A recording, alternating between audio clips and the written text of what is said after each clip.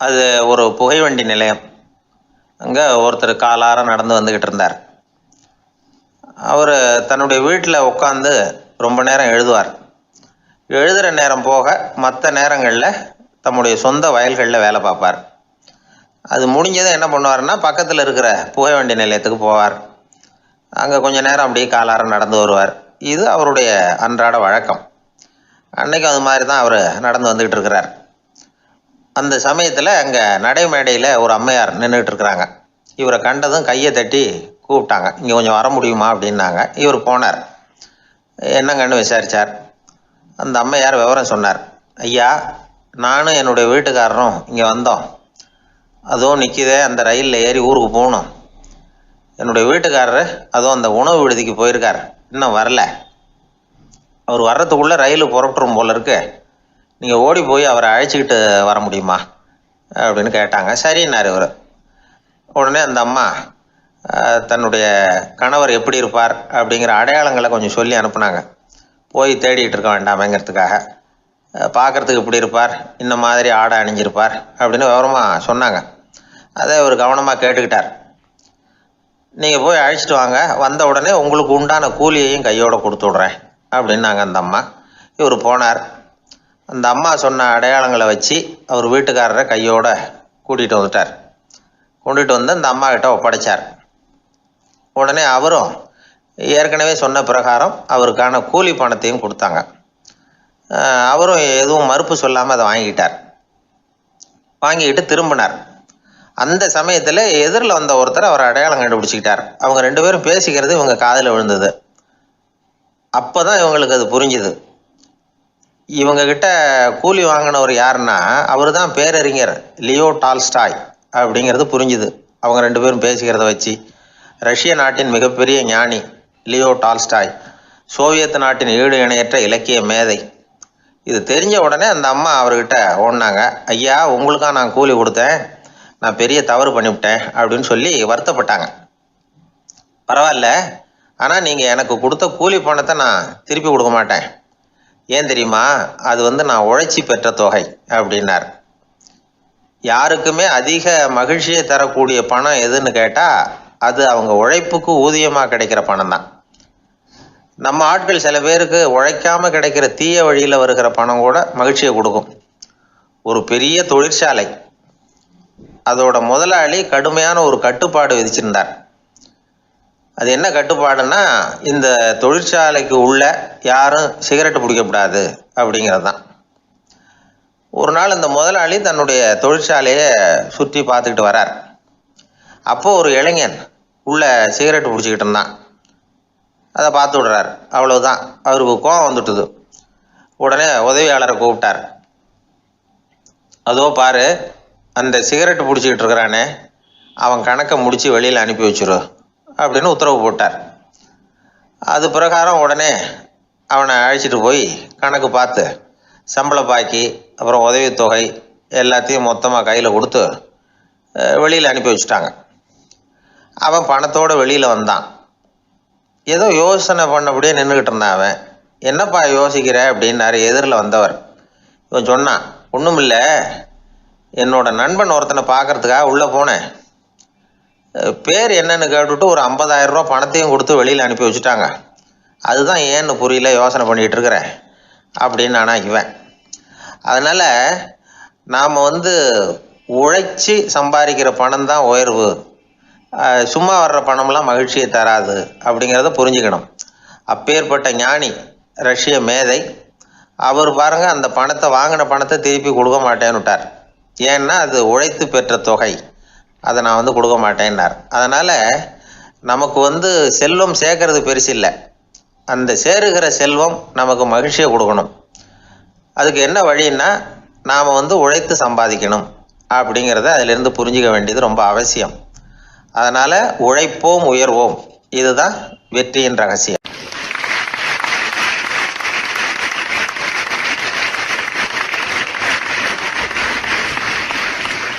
அந்த காலத்துல எல்லாம் படிக்கிறதுங்கிறது எப்படி தெரியுமா, குருகுல வாசம் செஞ்சு படிக்கணும். ஆசிரியருங்கிறவர் ஆசிரமத்தில் இருப்பார்.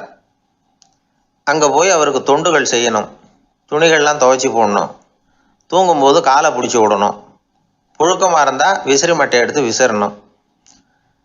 அப்படியே அப்பப்போ அவர் சொல்லிக் கொடுக்குற பாடத்தையும் கற்றுக்கணும். அவர் சொல்லிக் கொடுக்குற பாடங்களை ஓலைச்சுவடிகளில் எழுதிக்கணும். இதுதான் குருகுல வாசம்ங்கிறது. இப்போ மாதிரிலாம் கிடையாது. ஆக குருகுல வாசம்ங்கிறது மனசையும் பண்படுத்தும், அறிவையும் பண்படுத்தும். அப்படி ஒரு பயிற்சி அது. அந்த காலத்தில் பஞ்சபாண்டவர்கள் ஒரு குருகுலத்தில் படிக்க போனாங்களாம். ஏற்கனவே அங்கே ஒரு 15 பேர் இருந்திருக்கிறாங்க. இவங்களையும் சேர்த்து மொத்தம் 20 பேர். எல்லாரும் ரொம்ப ஆர்வத்தோடு அங்கே தங்கி படிச்சுக்கிட்டு இருக்கிறாங்க. 2 வருஷம் ஓடி போச்சு. எல்லாரும் ஊருக்கு திரும்ப வேண்டிய நேரம். ஆசிரியர் ஒவ்வொருத்தராக கூப்பிட்டார். இது வரைக்கும் என்ன கற்றுக்கிட்ட அப்படின்னு கேட்டார். அவங்க தாங்கள் எழுதி வச்சுருந்ததை சொன்னாங்க, கற்றுக்கிட்டதை சொன்னாங்க. அங்கே படிக்க வந்தவங்க எல்லாருமே புத்திசாலிகள். அது மட்டும் இல்லை, பல பேர் அரச குடும்பத்தை சேர்ந்தவங்க, இளவரசர்களாக வேற இருக்கிறவங்க. அதனால் அவங்கக்கிட்ட அபாரமான கல்வி அறிவை எதிர்பார்த்தார். ஒருத்தன் வந்தான், தான் எழுதி வச்சிருந்த சரித்திர பாடம் பூராவையும் படித்து காட்டினான். இன்னொருத்தன் வந்தான், தான் எழுதி வச்சிருந்த பூகோள பாடம் பூராவையும் படித்து காட்டினான். இப்படி ஒவ்வொருத்தராக வந்து அவங்க படித்தது என்னங்கிறத படித்து காட்டிவிட்டு போனாங்க. கடைசியாக தர்மர் வந்தார். பேசாமல் நிற்கிறார்.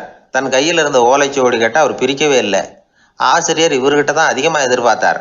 ஆனால் இவரும் பேசாமல் நின்றுட்டு இருக்கிறார். நீ என்ன கற்றுக்கிட்ட சொல்லு, ஓலைச்சுவடியை பிரித்து படினார் அந்த முனிவர். தர்மர் அசையவே இல்லை. மெதுவாக சொன்னார், ஐயா, நான் கற்றுக்கிட்டது ஒன்று தான். அதுதான் வாழ்க்கையில் எனக்கு ரொம்ப முக்கியமான பாடமாக அமையும் அப்படின்னார். என்னது, என்கிட்ட 2 வருஷ காலமாக படித்து விட்டு கடைசியில் கற்றுக்கிட்டது ஒன்று தானா அப்படின்னார் முனிவர். அவருக்கு ஒன்றும் புரியல. மற்ற மாணவர்களை விட இவர் பண்புகளில் உயர்ந்தவர், அறிவில் சிறந்தவர், வயசில் முதிர்ந்தவர். இவரே இப்படி சொன்னால் மற்றவங்க நிலைமை என்னத்துக்கு ஆறுது? அவங்க ரொம்பவும் கெட்டு போயிடுவாங்களே அப்படின்னு அவர் யோசனை பண்ணார். தர்மா, நல்லா யோசனை பண்ணி பதில் சொல்லு. 2 வருஷமாக நீ வந்து கற்றுக்கிட்டது என்ன அப்படின்னு தானே நான் கேட்குறேன். அதை கொஞ்சம் யோசனை பண்ணி சொல்லுன்னார் முனிவர் கொஞ்சம் கோபமாக. தர்மர் முகத்தில் எந்த மாறுதலுமே இல்லை. இல்லையா, 2 வருஷமாக நான் கற்றுக்கிட்ட முக்கியமான பாடம் ஒன்று தான்னார். இப்போ அந்த முனிவருக்கு கோபம் அதிகமாக வந்துடுச்சு. ஏன்பா, உனக்கு வெக்கமா இல்லையா? உன்னை விட வயசில் குறைஞ்சவங்க எவ்வளவு பாடம் கற்றுக்கிட்டு இருக்கிறாங்க, எவ்வளவு விரிவாக அவங்க படித்து காட்டினாங்க. நீயும் கூட நிறைய குறித்து வச்சிருக்கிற போல இருக்க, அதை ஏன் பிரித்து படிக்கக்கூடாது அப்படின்னார். ஐயா, நான் சொல்கிறது உங்களுக்கு ஏமாற்றமாக இருந்தால் என்னை மன்னிக்கணும். நான் ரொம்ப முக்கியமாக கற்றுக்கிட்டு இருக்கிறது ஒன்று தான், மற்ற எதையும் சொல்கிறதுக்கு விரும்பலைன்னார். மாணவர்கள்லாம் சிரிச்சுட்டாங்க. முனிவருக்கு கோபம் அளவுக்கு மீறி வந்துட்டு ஓங்கி அரைஞ்சு விட்டார் தர்மரை அவர் கன்னத்தில். தர்மர் கண்ணை செவந்து போட்டுது, கண்கள் கலங்கி போச்சு. ஆனாலும் அவர் அமைதியை இழக்கலை, தலை குனிஞ்சு நிற்கிறார். இவருடைய புடிவாதம் முனிவருக்கு இன்னும் ஆத்திரத்தை உண்டாக்கி விட்டது. இன்னொரு கண்ணத்திலே அரைஞ்சார். எல்லாரும் பயந்து போய் அமைதியாக நின்றுட்டு இருக்கிறாங்க. முனிவர் கத்துறார், அப்படி நீ கற்றுக்கிட்ட அந்த முக்கியமான பாடம் தான் என்ன, அதையாவது சொல்லு அப்படின்னார். ஐயா, அதை மட்டும் ஒரு ஓலைச்சுவடியில் தனியாக குறித்து வச்சிருக்கிறேன், இந்தாங்க, இதை நீங்களே படித்து பாருங்கன்னார். தர்மர் ஓலைச்சுவடியை நீட்டினார். முனிவர் அதை வாங்கி பிரித்தார், சத்தம் போட்டு படித்தார். என்ன எழுதியிருக்காருன்னா, எப்படிப்பட்ட சோதனை ஏற்பட்டாலும் நிதானம் இழந்து கோபத்துக்கு ஆளாகக்கூடாது அப்படின்னு. இதுதான் அந்த ஓலைச்சுவடியில் அவர் எழுதி வச்சிருந்தது. அந்த ஒரு கணத்திலேயே முனிவரும் எல்லா மாணவர்களும் தர்மரை புரிஞ்சுக்கிட்டாங்களாம். அவர் கற்றுக்கிட்டது ஏட்டு சுரக்காய் இல்லை, வாழ்க்கையில் பயன்படக்கூடிய முக்கியமான அனுபவ பாடம். முனிவர் கண்களில் கண்ணீர். தர்மரை அன்போடு கட்டி தழுவிக்கிட்டார். அப்புறம் சொன்னார், தர்மா, என்னை மன்னிச்சிரு, நீ மாணவன் இல்லை, ஆசிரியன். நான் இது வரைக்கும் தெரிஞ்சிக்காத அனுபவ பாடத்தை நீ இப்போ எனக்கு கற்றுக் கொடுத்துட்ட அப்படின்னு சொன்னாராம். அதனால் நிதானம் தவறக்கூடாதுங்கிறது ரொம்ப முக்கியமான ஒரு செய்தி. ஒரு ஆசிரியர் மாணவனை ஒரு கன்னத்தில் ஓங்கி அரைஞ்சுட்டார். இவன் நிதானம் தவறல, அமைதியாக நின்றுக்கிட்டு இருந்தான். அவர் ஒரு தடவை அரைஞ்சதும் எப்படி உன்னால் நிதானம் தவறாமல் இருக்க முடிஞ்சுது அப்படின்னு கேட்டாங்க நண்பர்கள். அவன் சொன்னான், நான் நிதானம் தவறி இருந்தா எங்கள் வாத்தியார் இன்னொரு கன்னத்துலேயும் அரைஞ்சிருப்பார், அது அதை விட பலமாக இருக்கும், அதனால தான் நான் அப்படி இருந்தேன் அப்படின்னு நானான். ஆக நாம் தெரிந்து கொள்ள வேண்டியது, வாழ்க்கையில் நிதானம் தவறாமல் இருக்க வேண்டும். அதுதான் வெற்றியின் ரகசியம்.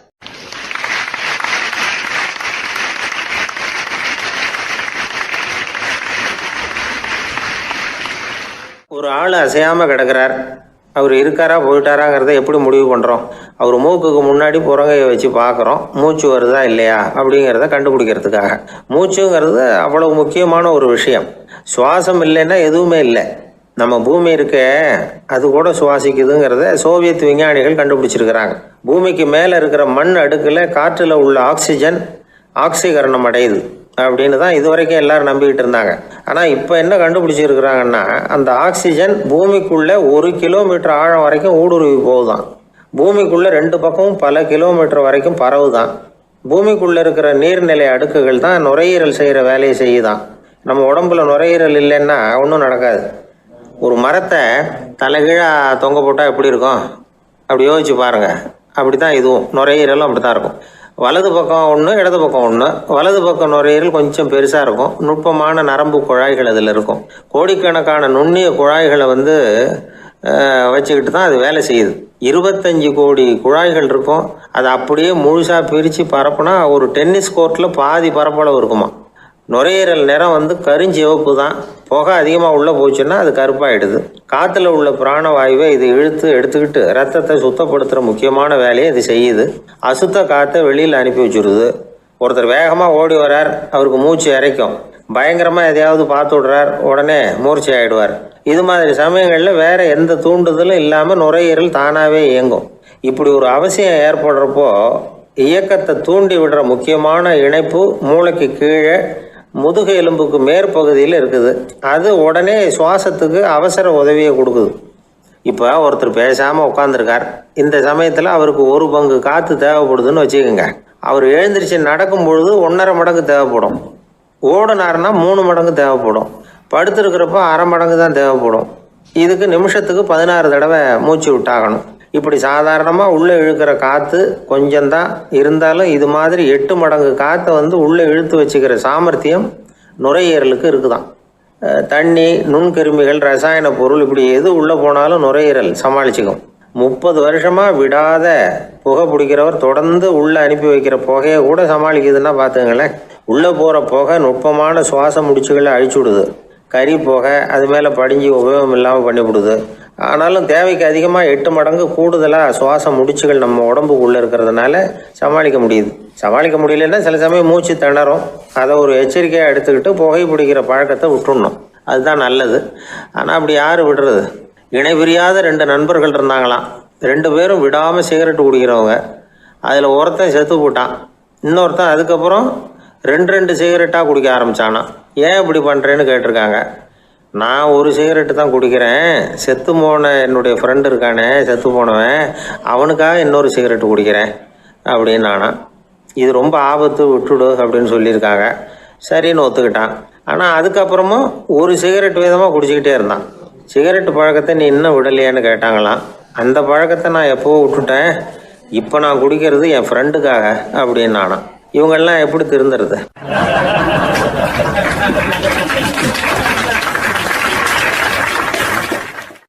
அந்த ஆளை கண்டா ஏன் இப்படி முகத்தை திருப்பிக்கிட்டு வர்றீங்க அப்படின்னு கேட்டார் ஒருத்தர் நண்பர்கிட்ட. எலெக்ஷனில் அவன் எதிர்த்து நின்னவன் சார், என்ன அவங்ககிட்ட நமக்கு என்ன பேச்சுவார்த்தை அப்படின்னாரான் ரொம்ப கோபமாக இவர். சரி, அந்த ஆள் யாருன்னு கேட்டேன்.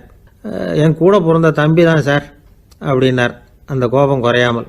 அதாவது நம்ம ஊர் நிலவரம் இப்படி. அதாவது அண்ணனும் தம்பியும் எதிர்த்து நிற்பாங்க தேர்தலில். ஒருத்தர் கண்டா பேசிக்கிறது இல்லை. ஆனால் இங்கிலாந்தில் எப்படி தெரியுமா? அங்கே ஒரே மேடையில் போட்டி போடுற 2 வேட்பாளர்களும் பேசுவாங்களாம், பட்டிமன்றம் மாதிரி. ஒருத்தர் முதல்ல எழுந்திருப்பார், நான் இந்த தேர்தலில் வெற்றி பெற்றால் என்னென்ன செய்வேன் அப்படின்னு சொல்லிவிட்டு உட்காருவார். அதுக்கப்புறம் அடுத்தவர் எழுந்திருப்பார், அவர் சொல்லுவார், நான் வெற்றி பெற்றால் இந்த மக்களுக்கு என்னென்ன செய்வேன், இந்த நாட்டுக்கு என்னென்ன செய்வேன் அப்படிங்கிறத சொல்லிவிட்டு உட்காருவார். 2 பேரும் ஒரே மேடையில் பேசுவாங்க. மக்கள் 2 பேர் பேச்சையும் கேட்டுக்கிட்டு ஒரு முடிவுக்கு வருவாங்க. இதுதான் அங்கே உள்ள பழக்கம். இங்கே அப்படி இல்லை. இங்கே ஒருத்தர் பார்த்தா முகத்தை திருப்பிக்கிறது. ஒரு தடவை இது மாதிரி ஒரு கூட்டம் நடந்துகிட்டு இருக்கு அங்கே வெளிநாட்டில் தான். நேரத்துக்கு சரியாக ஒரு வேட்பாளர் சேரலை. இது இங்கிலாந்தில் நடந்த நிகழ்ச்சி. அப்புறம் என்னாச்சுன்னா, ஒருத்தர் வந்துட்டாரு, இன்னொருத்தர் சேரலை. அப்புறம் உடனே அந்த ஒருத்தர் வந்தவர் பேச ஆரம்பிச்சிட்டார். அதாவது அந்த இன்னொருத்தர் சார்பாகவே பேசிட்டாராம். அதாவது அவர் வரல, நான் அவர் சார்பாக நான் பேசிடுறேன். அதாவது அவர் ஜெயிச்சுட்டா அவர் என்னென்ன செய்வார் இந்த நாட்டுக்கு அப்படின்னு சொல்லி அவர் பக்கத்தில் உள்ள நியாயத்தை எடுத்து இவரே சொல்லிட்டாராம். இப்படிலாம் அங்கே நடந்துதான். இது எப்பேற்பட்ட தேர்தல் பண்பாடு பாருங்கள். அதனால் இன்னொரு விஷயம், இப்போ இங்கிலாந்துலாம் ஓட்டு கேட்குறப்ப வெற்றியா தோல்வியாங்கிறத ஓரளவுக்கு யூகிச்சு விடலாமா. இப்போ ஒரு வேட்பாளர் ஒரு வீட்டுக்கு முன்னாடி போய் நின்று எனக்கு ஓட்டு போடுங்கன்னு கேட்குறாருன்னு வச்சுங்களேன், அதுக்கு என்ன பார்த்து செய்கிறோம், போயிட்டு வாங்க அப்படின்னு சில வீடுகளில் வாசலில் நின்னே சொல்லி அனுப்பிச்சிருவாங்களாம். வேற சில வீடுகளில் எப்படின்னா வேட்பாளரை வீட்டுக்குள்ளே கூப்பிட்டு காபி சாப்பிட சொல்லி உபசரித்து அதுக்கப்புறம் அனுப்பி வைக்கிறது வழக்கமாக. இதில் எந்த வீட்டு ஓட்டு நிச்சயம் தெரியுமா?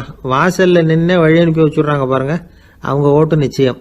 உள்ளே கூப்பிட்டு காப்பி கொடுத்து அனுப்புகிறாங்க பாருங்க, அவங்க ஓட்டு நிச்சயம் இல்லையா. சரி, அப்புறம் ஏன் அந்த உபசரிப்பு அப்படின்னு கேட்டால் அதுக்கு ஒரு காரணத்தை சொல்கிறாங்க. அதாவது அது ஒரு அனுதாபத்தை தெரிவிக்கிற முறையா.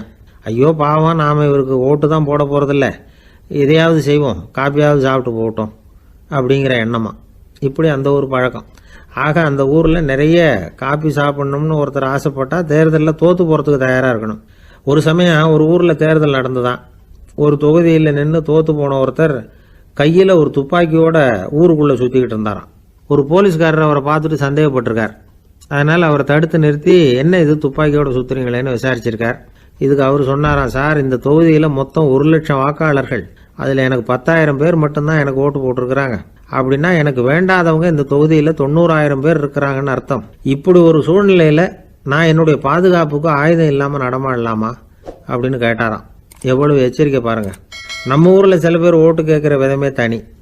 ஒருத்தர் ரொம்ப சாமர்த்தியமாக ஓட்டு கேட்பாராம். அவர் எப்படின்னா, ஒரு வீட்டுக்கு போகிறாருன்னு வச்சுங்களேன், அந்த நேரம் அந்த வீட்டுக்காரரு என்ன செஞ்சுக்கிட்டு இருக்கிறாரோ அதே வேலையை இவரும் கொஞ்ச நேரம் செய்வாராம், அவருக்கு ஒத்தாசையா. அதுக்கப்புறம் மெதுவாக பேச்சு கொடுப்பார், ஓட்டு கேட்பார், இது மாதிரி எலெக்ஷனில் நிற்கிறேன் கவனிக்கணும்னு. அது மாதிரி ஒரு தடவை அவர் போனப்போ அங்கே அவர் என்ன பண்ணிட்டு இருக்காரு, வீட்டுக்கு பின்னாடி மாட்டு கொட்டையில் பால் கறந்துக்கிட்டு இருக்கார் ஒரு பசுமாட்டுக்கிட்ட.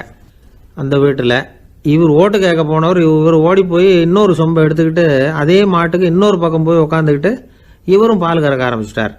எதிர உட்காந்துட்டு இருக்காரு இவர் இந்த பக்கம் உட்காந்துருக்கார்.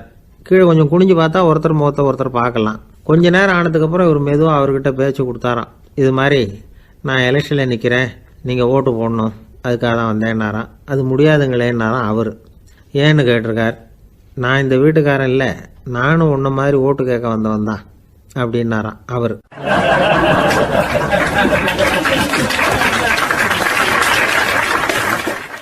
வாய் விட்டு சிரிச்சா நோய் விட்டு போகும் அப்படின்னு சொல்றது உண்டு. அது என்ன வெறும் அலங்காரத்துக்காக சொன்ன வார்த்தையா, இல்லை அர்த்தத்தோட சொன்ன வார்த்தையா அப்படின்னு யோசிச்சா அதில் நிஜமாவே அர்த்தம் இருக்குதுன்னு தான் தெரியுது. ஆதாரபூர்வமாக அதுக்கு சில நிரூபணங்களும் இருக்குது. நார்மன் கசின்ஸ் அப்படின்னு ஒருத்தர் இருந்தார். அவர் ஒரு அமெரிக்க பத்திரிகை ஆசிரியர். அவருக்கு ஏதோ ஒரு விதமான அழற்சி நோய், இன்ஃப்ளமேஷன் டிசீஸ். அது டாக்டர்கள்லாம் அதுக்கு என்ன விதமான வைத்தியமும் கிடையாது அப்படின்னு சொல்லி பல இதெல்லாம் பார்த்துட்டு கடைசியாக சொல்லிவிட்டாங்க, அதுக்கு வைத்தியமே இல்லைன்ட்டாங்க. டாக்டர்கள் தான் சொல்லிவிட்டாங்களே, அதனால் இது இப்படியே இருந்துட்டு போகட்டும் அப்படின்னு விட்டுற வேண்டியது தானே. ஆனால் அவர் அப்படி நினைக்கல. உடனே அவர் என்ன பண்ணார்னா, ஆஸ்பத்திரி ரூமை காலி பண்ணார்.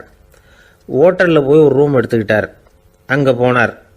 தினமும் அவருக்கு பிடிச்ச தமாஷான படங்களை எல்லாம் டிவியில் போட்டு பார்த்துக்கிட்டு இருந்தார். சிரிப்பு வரக்கூடிய புத்தகங்களை எல்லாம் படித்தார். கொஞ்ச நாள் ஆச்சு, அவருக்கு இருந்த தொந்தரவு குணமாக ஆரம்பிச்சிட்டுது. இதை கேள்விப்பட்ட உடனே பழைய டாக்டர்கள்லாம் ஓடி வந்தாங்க. ஓடி வந்து பார்க்குறாங்க, அவர் உடம்பை சோதனை பண்ணி பார்க்குறாங்க.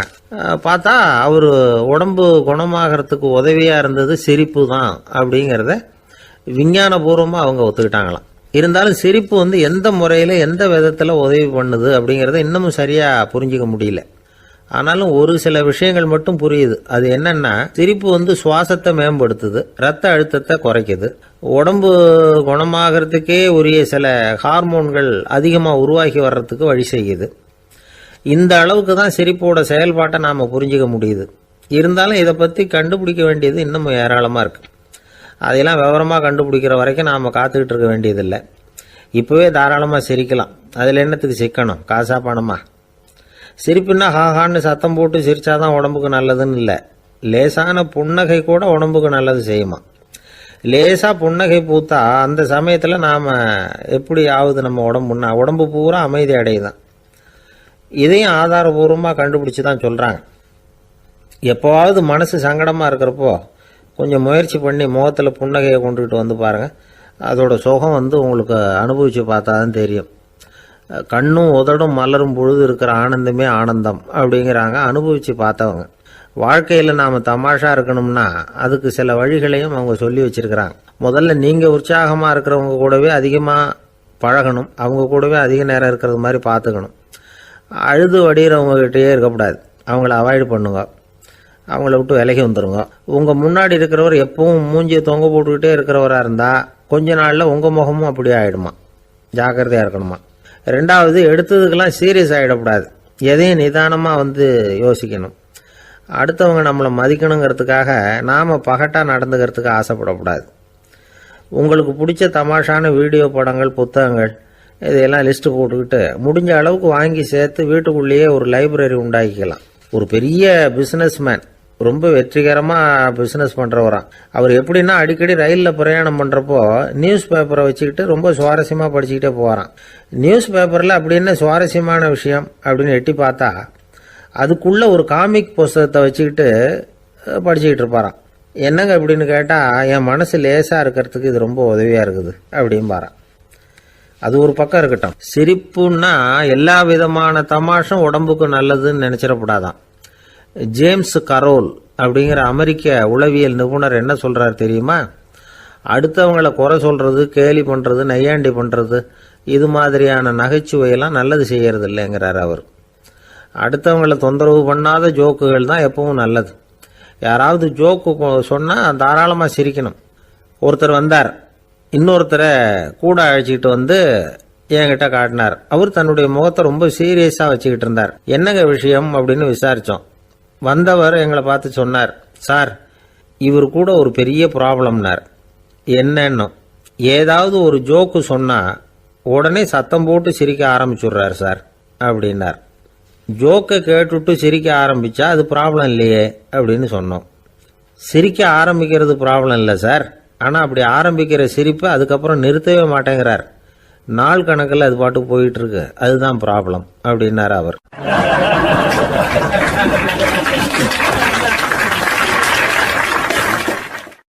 ஒரே ஒரு ஊரில் ஒரு ராஜா இருந்தாராம்.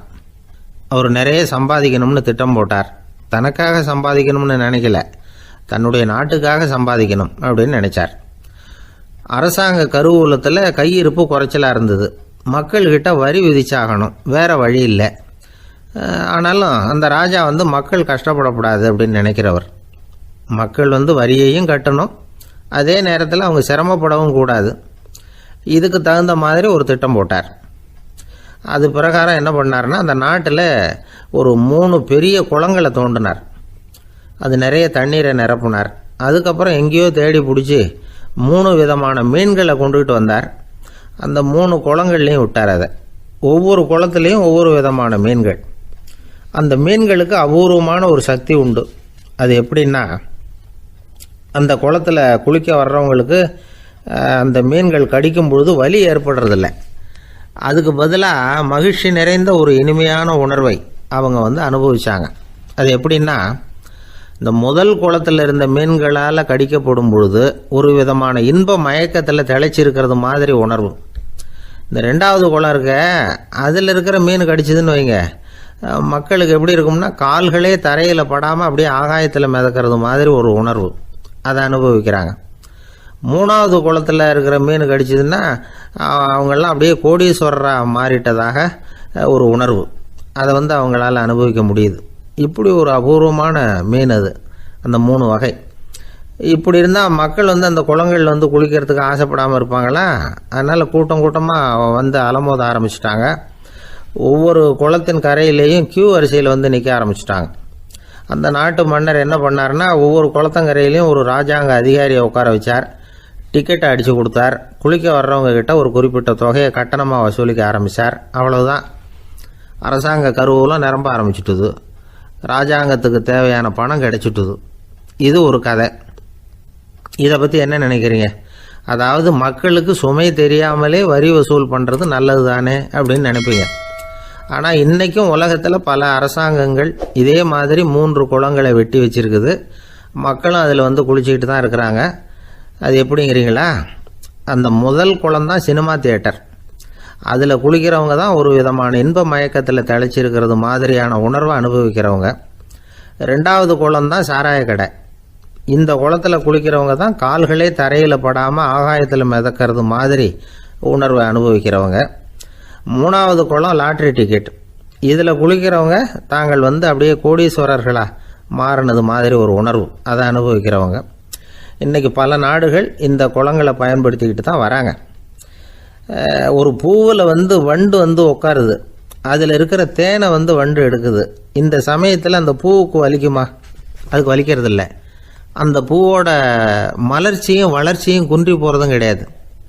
ஒரு ராஜா மக்கள்கிட்ட வரி வசூல் பண்ணும் பொழுது மக்களுக்கு சிரமமும் தெரியக்கூடாது, அதே நேரத்தை அதனால் அவங்க வாழ்க்கையும் கெட்டு போயிடக்கூடாது. அது மாதிரி வரி வசூல் பண்ணணுமா. இது காளிதாசனின் ரகுவம்சத்தில் காணப்படுகிற ஒரு கருத்து. ஒரு சின்ன குழந்தை தவறுதலாக ஒரு 25 காசு நாணயத்தை மூழ்கி விட்டுது. காசு வயத்துக்குள்ளே போயிட்டுது. அந்த குழந்தையோட தாய் உடனே குழந்தைய தூக்கிட்டு ஆஸ்பத்திரிக்கு புறப்பட்டாங்க. அப்போ அந்த பக்கமாக ஒருத்தர் வந்தார் தெருவில். என்ன விவரம்னு கேட்டார். இவங்க சொன்னாங்க, குழந்தை காசை முழுங்கிட்டுது, அதுதான் அவசரமாக ஆஸ்பத்திரிக்கு தூக்கிட்டு ஓடுறேன் அப்படின்னாங்க. அவர் சொன்னார், கவலைப்படாதம்மா, உடனே இப்படி கொடுங்க குழந்தைய அப்படின்னு கையில் வாங்கினார். ஒரு கையில் அந்த குழந்தையோட கால் ரெண்டையும் பிடிச்சி தலைகீழாக தூக்கி பிடிச்சார். இன்னொரு கையால் அந்த குழந்தையோட வயத்தில் குறிப்பாக ஒரு இடத்துல அப்படியே தேடி அந்த சுட்டு விரலால் ஒரு இடத்துல பொட்டுன்னு தட்டினார். உடனே காசு அந்த குழந்தையோட வாய் வழியாக வெளியில் விழுந்துட்டுது. காசை எடுத்துக்கிட்டு இருந்தாங்கம்மா உங்கள் குழந்தை அப்படின்னார். ரொம்ப நன்றிங்க, நிச்சயமாக நீங்கள் ஒரு டாக்டராக தான் இருக்கணும், என்னுடைய யூகம் சரிதானே அப்படின்னாங்களாம் அந்த அம்மா. அதுக்கு அவர், இல்லைங்க, நான் ஒரு இன்கம் டேக்ஸ் ஆஃபீஸர், வருமான வரி அதிகாரி அப்படின்னு சொல்லிவிட்டு போனாராம்.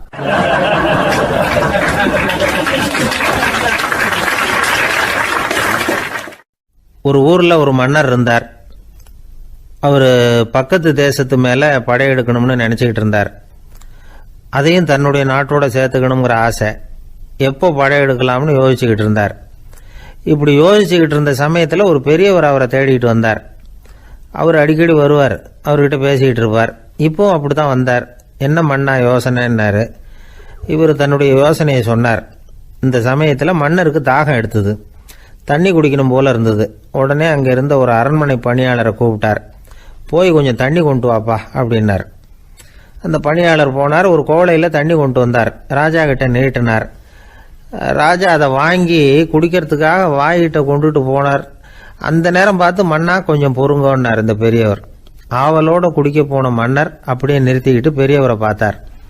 இப்போ அந்த பெரியவர் சொன்னார், மன்னா, இப்போ உங்களை விட வலிமை உள்ள ஒரு சக்தி உங்களுக்கு தண்ணி கொடுக்க மறுத்துடுதுன்னு வைங்க, உங்களை குடிக்க விடாமல் தடுத்துடுது அப்படின்னா, இப்போ இந்த ஒரு கோவள தண்ணீரை என்ன விலை கொடுத்து வாங்குவீங்க அப்படின்னு கேட்டார். இப்போ எனக்கு இருக்கிற தாகத்துக்கு என்னுடைய அரசாங்கத்தில் பாதியையாவது கொடுத்து இந்த தண்ணியை வாங்கறதுக்கு தயங்க மாட்டேன்னார் அவர். சரி, இப்போ அந்த தண்ணியை குடிங்கன்னார் பெரியவர். மன்னர் ஆவலோடு அந்த தண்ணியை குடிச்சு முடித்தார். அதுக்கப்புறம் கொஞ்ச நேரம் தன்னுடைய படையெடுப்பை பற்றி சொல்லிக்கிட்டு இருந்தார். கொஞ்ச நேரம் கழித்து மறுபடியும் இந்த பெரியவர் கேட்டார், மன்னா, இப்போ நீங்கள் ஒரு கோவள தண்ணீரை குடிச்சு முடிச்சுட்டீங்க. இப்போ அந்த தண்ணீர் உங்கள் உடம்பை விட்டு வெளியில் வரக்கூடிய பாதை அடைபட்டு போச்சு அப்படின்னு வச்சுங்க, அதை வெளியேற்றுவதற்காக நீங்கள் எவ்வளவு செலவழிப்பீங்க அப்படின்னு கேட்டார். மன்னர் யோசனை பண்ணார். அப்படி ஒரு நிலைமை ஏற்பட்டு போச்சுன்னா என்னுடைய அரசாங்கம் பூராவையும் அதுக்கு ஈடாக தர்றதுக்கு கூட தயங்க மாட்டேன்னார். இப்போ அந்த பெரியவர் சொன்னார், எந்த அரசாங்கத்தின் மதிப்பு ஒரு கோவள தண்ணீர் அளவுக்கு கூட இல்லையோ அந்த அரசாங்கத்தை அடையணுங்கிற பேராசையில் மனிதர்கள் தங்களுடைய சகோதரர்கள் கூடவே சண்டை போட்டுக்கிறாங்களே, அதில் ஏதாவது அர்த்தம் இருக்குதா அப்படின்னாராம். மன்னருக்கு இப்போதான் அர்த்தம் புரிஞ்சுதான். மனசில் தெளிவு உண்டாச்சு. தன் மனசுக்குள்ளே உண்டான வெறியை விரட்டி அடிச்சு விட்டார். அதுக்கப்புறம் நிம்மதியாக ஆட்சி புரிஞ்சார். இப்படி ஒரு கதை. உயிருக்கு என்ன விலை கொஞ்சம் யோசனை பண்ணி பாருங்கள். ஆனால் அது இப்போ எவ்வளோ மலிவாக போயிட்டுது, அதையும் யோசனை பண்ணி பாருங்களேன். ஆசை பேராசையாக மாறுது, அப்புறம் அது வெறியாக ஆகுது, அதுக்கப்புறம் பைத்தியம் பிடிக்குது. இந்த காலத்து மனிதர்களுக்கு 2 விதமான பைத்தியம் பிடிச்சிருக்கிறதாக ஒரு பெரியவர் சொல்கிறார். ஒன்று பணம், இன்னொன்று அதிகாரம். இதெல்லாம் எவ்வளவு காலத்துக்கு நீடிக்கும்? ஒரு சர்வாதிகார நாட்டில் 3 பேர் ஜெயிலில் இருட்டு அறையில் பேசிக்கிட்டு இருக்கிறாங்க. நீ எப்படி இந்த ஜெயிலுக்கு வந்த அப்படின்னு ஒருத்தர் கேட்டாராம். இந்த நாட்டு ராஜாவை ஆதரித்து நான் பிரச்சாரம் பண்ணினேன், அதனால் கூட்டத்தில் தகராறு வந்துட்டுது, கலவரமாக போச்சு, அதுக்கு நான் தான் காரணம்னு அரெஸ்ட் பண்ணி இங்கே கொண்டாந்து போட்டாங்க அப்படின்னாராம் அவர். சரி, நீ எப்படி இங்கே வந்த அப்படின்னு இன்னொருத்தரை பார்த்து கேட்டிருக்கார். நான் இந்த நாட்டு ராஜாவை எதிர்த்து பிரச்சாரம் பண்ணேன், அதனால் கலவரம், அரெஸ்ட் பண்ணி கொண்டாந்து போட்டாங்கன்னார். சரிப்பா, நீ எப்படி அங்கே வந்த அப்படின்னு மூணாவது ஆளை பார்த்து இவங்க கேட்டாங்களாம். இதுக்கு அந்த ஆள் மெதுவாக வெளிச்சத்துக்கு வந்து, நான் தான் இந்த நாட்டு ராஜா அப்படின்னாராம்.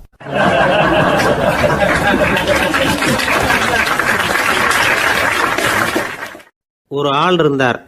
விலங்குகள் பேரில் அவருக்கு ரொம்பவும் பிரியம். அதனால் தன்னுடைய வீட்டில் ஒரு நாயை வளர்த்தார். அதே மாதிரி கழுதையையும் வளர்த்தார். அந்த கழுதை அவர் வீட்டு கொல்லை பக்கத்தில் நின்றுக்கிட்டு இருக்கும். ஏதாவது பொதி சுமக்கிற வேலை இருந்ததுன்னா அதை கவனிச்சிக்கும். அந்த நாய் வீட்டுக்குள்ளே இருக்கும். நாய்க்கு அந்த வீட்டில் ராஜ உபசாரம் தான். அதுக்கு அந்த வீட்டில் ஏகப்பட்ட மரியாதை. குளிக்கிறதுக்கு தனியாக சோப்பு, 2 வேளையும் பால், பிஸ்கட்டு, மத்தியானம் சாப்பாடு. அதுக்கு ஏதாவது உடம்பு சரியில்லைன்னா உடனே ஆஸ்பத்திரி வைத்தியம். ரொம்ப கொடுத்து வச்ச நாய். அந்த வீட்டு தலைவர் வெளியில் அப்படியே நடைப்பயிற்சி போனால் கூடவே இதுவும் போகும். அவர் மட்டும் தனியாக எங்கேயாவது வெளியில் போயிட்டு வந்தால் வீட்டுக்கு வந்த உடனே அந்த நாய் அவர்கிட்ட ஓடி வரும். அப்படியே எழும்பி முன்னங்கால் 2ஐயும் அவர் தோள் மேலே போட்டுக்கும். அவர் சிரிச்சுக்கிட்டே அது தலையில் செல்லமாக தட்டுவார். அவர் ஈசி சேரில் சாஞ்சிக்கிட்டு டிவி பார்ப்பார், பேப்பர் படிப்பார். அப்போலாம் அந்த நாய் அவருடைய காலடியில் படுத்துக்கும். அப்போ கூட அவர் தலையை செல்லமாக தடவி கொடுப்பார். அந்த நாய் படுக்கிறதுக்குன்னே ஒரு மெத்தை, சில சமயம் அது அங்கே இருக்கிற மேஜை நாற்காலி மேலே கூட ஏறி விளையாடும். சோபாவில் ஏறி உட்காந்துக்கும். இவ்வளவு செல்வாக்காக வளர்ந்தது அந்த நாய். இதையெல்லாம் அந்த கழுதை பார்த்துக்கிட்டே இருக்குது கொல்லை பக்கத்தில் இருந்து. பார்த்துட்டு அது யோசிக்க ஆரம்பிச்சுதான், என்ன இது, இந்த வீட்டில் நாம தான் கழுதையாக உழைக்கிறோம், பொதி சுமக்கிறோம், நமக்கு ஒரு நல்ல சாப்பாடு கிடையாது, படுக்கை கிடையாது, ஒரு நாளாவது நம்ம தலையையோ முதுகையோ தடவி கொடுத்தது கிடையாது. ஆனால் அந்த நாய் இந்த வீட்டுக்காக ஒரு துரும்ப கூட அசைச்சதில்லை. அதை போய் இந்த வீட்டில் உள்ளவங்க இப்படி தலையில் வச்சு தாங்குறாங்களே அப்படின்னு யோசிச்சுதான் அந்த கழுதை. ரொம்ப நேரம் யோசிச்சுவிட்டு அதுக்கப்புறம் ஒரு முடிவுக்கு வந்திருக்குது. சரி, இனிமேல் நாமளும் அந்த நாய் மாதிரியே நடந்து பார்ப்போம், அது மாதிரியே பிஹேவ் பண்ணுவோம், அப்போவாவது நமக்கும் அந்த மரியாதை கிடைக்குதா பார்க்கலாம் அப்படின்னு ஒரு திட்டம் போட்டுது மனசுக்குள்ள. உடனே அந்த திட்டத்தை செயல்படுத்தவும் ஆரம்பிச்சுது. அதாவது அந்த வீட்டில் அந்த நாய் என்னென்ன செய்யுதோ அதையெல்லாம் இதுவும் செய்ய ஆரம்பிச்சுட்டுது. அந்த வீட்டு எஜமான் எங்கேயோ வெளியில் சுற்றிவிட்டு ரொம்ப அசந்து போய் வீட்டுக்கு திரும்பி வந்துக்கிட்டு இருந்தான்.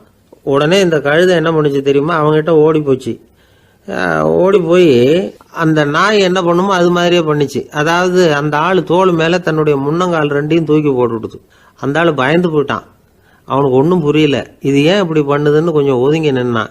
இது அவனை சுற்றி சுற்றி வருது, நாய் மாதிரி வாழை ஆட்டிக்கிட்டே சுற்றி சுற்றி வருது கழுதை. அவன் கிடுகிடுன்னு வீட்டுக்குள்ளே ஓடினான். இதுவும் பின்னாடியே ஓடிச்சு. அங்கே போய் நாய் மாதிரியே மேஜை நாற்காலி மேலே ஏறி குதித்து விளையாட ஆரம்பிச்சுட்டுது. சோபாவில் ஏறி உட்காருது. மேஜையில் இருந்த சாமான்லாம் கீழே விழுந்து உடையுது. கழுதை மேஜை மேலே ஏறி குதிச்சா என்னத்துக்கு ஆகும்? அந்த ஆள் பார்த்தான், சரி இந்த கழுதைக்கு என்னமோ ஆயிட்டுது அப்படின்னு முடிவு பண்ணான். ஒரு நல்ல கயிறாக பார்த்து கொண்டான்னா அது கால்லையும் கழுத்துலையும் கட்டினான். தரன்னு இழுத்துட்டு போனான். அடித்து கொல்லை பக்கத்தில் கட்டி போட்டுட்டான். அண்ணா ஆகாரம் எதுவுமே கொடுக்கல, பட்னி போட்டுட்டான். இப்போ அந்த கழுதை யோசனை பண்ணி பார்க்குதான், என்ன இது, நம்ம எஜமானுக்கு இன்னைக்கு என்ன ஆயிட்டுது இப்படி? அந்த நாய் பழகிறது மாதிரி தானே நாமளும் பழகணும். ஆனால் இந்த மனுஷன் நாயை அடிக்கலை, ஆனால் நம்மளை அடிக்கிறான். இப்படி கொண்டாந்து கட்டி போட்டானே, என்ன காரணமாக இருக்கும் அப்படின்னு யோசனை பண்ண ஆரம்பிச்சுட்டு தான் அந்த கழுதை. எதுக்கு இந்த கதைன்னா, இது மாதிரியே நாம கூட சில சமயம் யோசிக்கிறது உண்டாம். இயல்புலேருந்து மாறி நடக்க ஆரம்பிச்சிட்டோம்னா பல சமயங்களில் இப்படி யோசிக்கிறது மாதிரி தான் ஆகிடும். அதனால தான் ஒரு மனுஷன் எப்படி நடந்துக்கணுமோ அப்படி நடந்துக்கிட்டாதான் நமக்கு மரியாதை. வெறி நாய் கடிச்சுட்டா மனுஷன் அது மாதிரியே ஆகிடுறான் பார்த்தீங்களா, அவனோட இயல்பு மாறி போயிடுது. ஒருத்தனை பார்த்து இன்னொருத்தன் கேட்டானா, வெறி நாய் உன்னை கடிச்சுட்டா நீ என்ன பண்ணுவே அப்படின்னு கேட்டிருக்கான். நான் உடனே பேப்பரும் பேனாவும் கேட்பேன் நானா இவன். ஏன் உயில் எழுதுறதுக்கான்னு கேட்டிருக்கான் அவன். இல்லை, நான் யாரையெல்லாம் கடிக்கணும்னு ஒரு லிஸ்ட் தயார் பண்ணணும்ல, அதுக்காக அப்படின்னு நான்.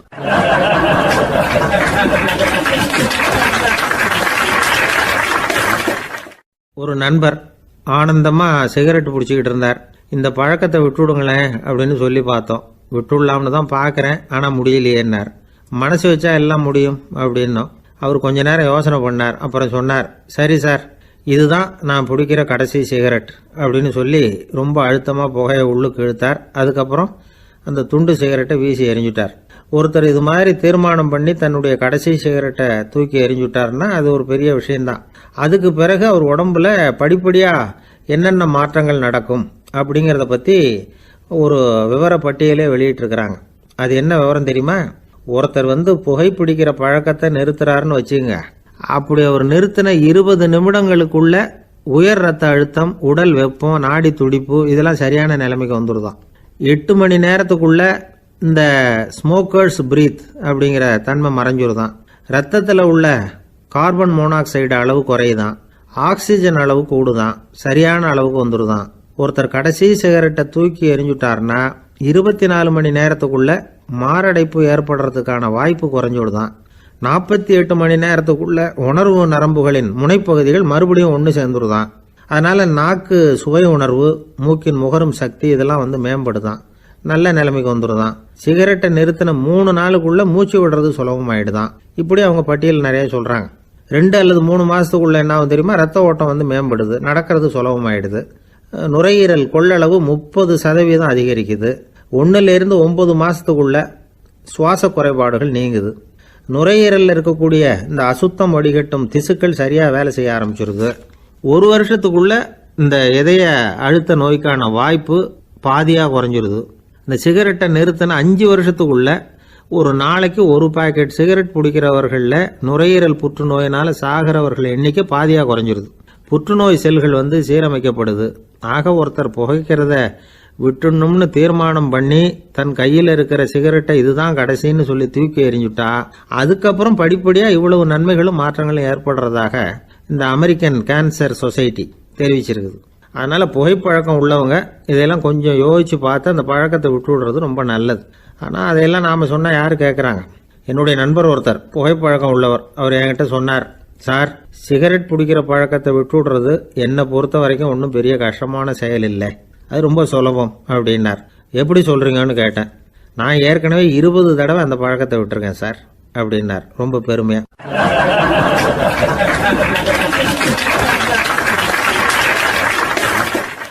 குடும்பத்தில் அப்படிலாம் இருந்து சமாளிக்கிறாங்க. குடும்பத்தில் ஒருத்தர் அனுசரிப்பு தன்மைங்கிறது ரொம்ப அவசியம். கணவன் மனைவின்னா அனுசரித்து போகணும்னு சொல்லுவாங்க. அதாவது ஒரு கணவன் அதுக்காக தான் அந்த காலத்துலலாம் ஒரு வீட்டுக்கு மாப்பிள்ளை தேடுறதுங்கிறது ஒரு பெரிய குடும்பத்தை நிர்வகிக்கிற அளவுக்கு ஒரு கணவனாக வரக்கூடிய எப்படி இருக்கணும் அப்படின்னா, அந்த காலத்தில் புலி வேட்டைக்கு போகணும். ஒரு பொண்ணுக்கு மாப்பிள்ளை தேடுறதுன்னா நம்ம தமிழ் பழக்கம் என்னென்னா, காட்டுக்கு போய் ஒரு புலியை வேட்டையாடிட்டு வரணும். அந்த புலி பல்லு அல்லது நகத்தை கொண்டுட்டு வரணும் அந்த இளைஞன். அதை வீட்டில் கொடுப்பான். அதை தான் கட்டி அதை இதாக கட்டுவாங்க, மாலையாக போடுவாங்க, தாலியாக கட்டுவாங்க. அதாவது வீரம் இருக்கா பையனுக்குன்னு பார்ப்பாங்க. ஒரு பொண்ணு வேணும்னா நீ முதல்ல வீட்டுக்கு பொண்ணு கேட்க போகக்கூடாது, காட்டுக்கு போகணும், போய் புளியை கொண்டு வா, அதுக்கப்புறம் தான் உனக்கு பொண்ணு அப்படின்னு சொல்லுவாங்க. இப்போவெல்லாம் ஏன் போகிறது இல்லைன்னா, இப்போலாம் ஒருத்தனை காட்டுக்கு போய் புலிப்பல் கொண்டு வானா புலி தான் மாப்பிள்ளையாக வரும். அதனால தான் இப்போ போகிறதில்ல யாரும் காட்டுக்கு. அப்போ பெண்களும் ரொம்ப வீரமாக இருந்தாங்க. பெண்கள் மூலம் அந்த காலத்தில் எப்படின்னா, முறத்தாலேயே புலியை துரத்துவாங்களாம். நம்ம பழைய பாட்டிலெல்லாம் பார்த்துருப்பீங்க, முறத்தால் புலியை விரட்டினாங்கன்னு வரும் பழைய பாட்டு. ஒரு அந்த அளவுக்கு பெண்களுக்கு வீரம். இப்போ கல்யாணம் ஆகி இந்த காலத்தில் ஒரு கணவனை விரட்டிட்டு வந்தாங்களாம் முறத்தை எடுத்துக்கிட்டு. ஒரு மனைவி அவன் பயந்துட்டு வெளில ஓடி வரான், பின்னாடி முறத்தை எடுத்துகிட்டு அந்த அம்மா ஓடி வருது. இவனை தனியாக பிடிச்சி கொண்டு போய், என்னப்பா இந்த மனைவிட்டு இப்படி பயந்து ஓடி வரையே, முறத்தால் துரத்துறா இப்படி வரையே அப்படின்னு தான் அவன் அப்படியே தடுமாறிக்கிட்டு, அதெல்லாம் ஒன்றும் இல்லை, அவன் என்ன புலியாக நினைக்கிறா அப்படின்னு ஒரு பெருமையாக சொல்லிட்டானான். அந்த காலத்தில் புலியை தான் முறத்தால் விரட்டினாங்க, இப்போ புருஷனை விரட்டுறாங்க அப்படின்னு சொல்லி. அப்படி அந்த காலத்தில் கணவனுக்கு ஒரு குடும்பத்தை நிர்வகிக்கிற திறமை இருக்கா, உடல் வலிமை தான் முக்கியம்.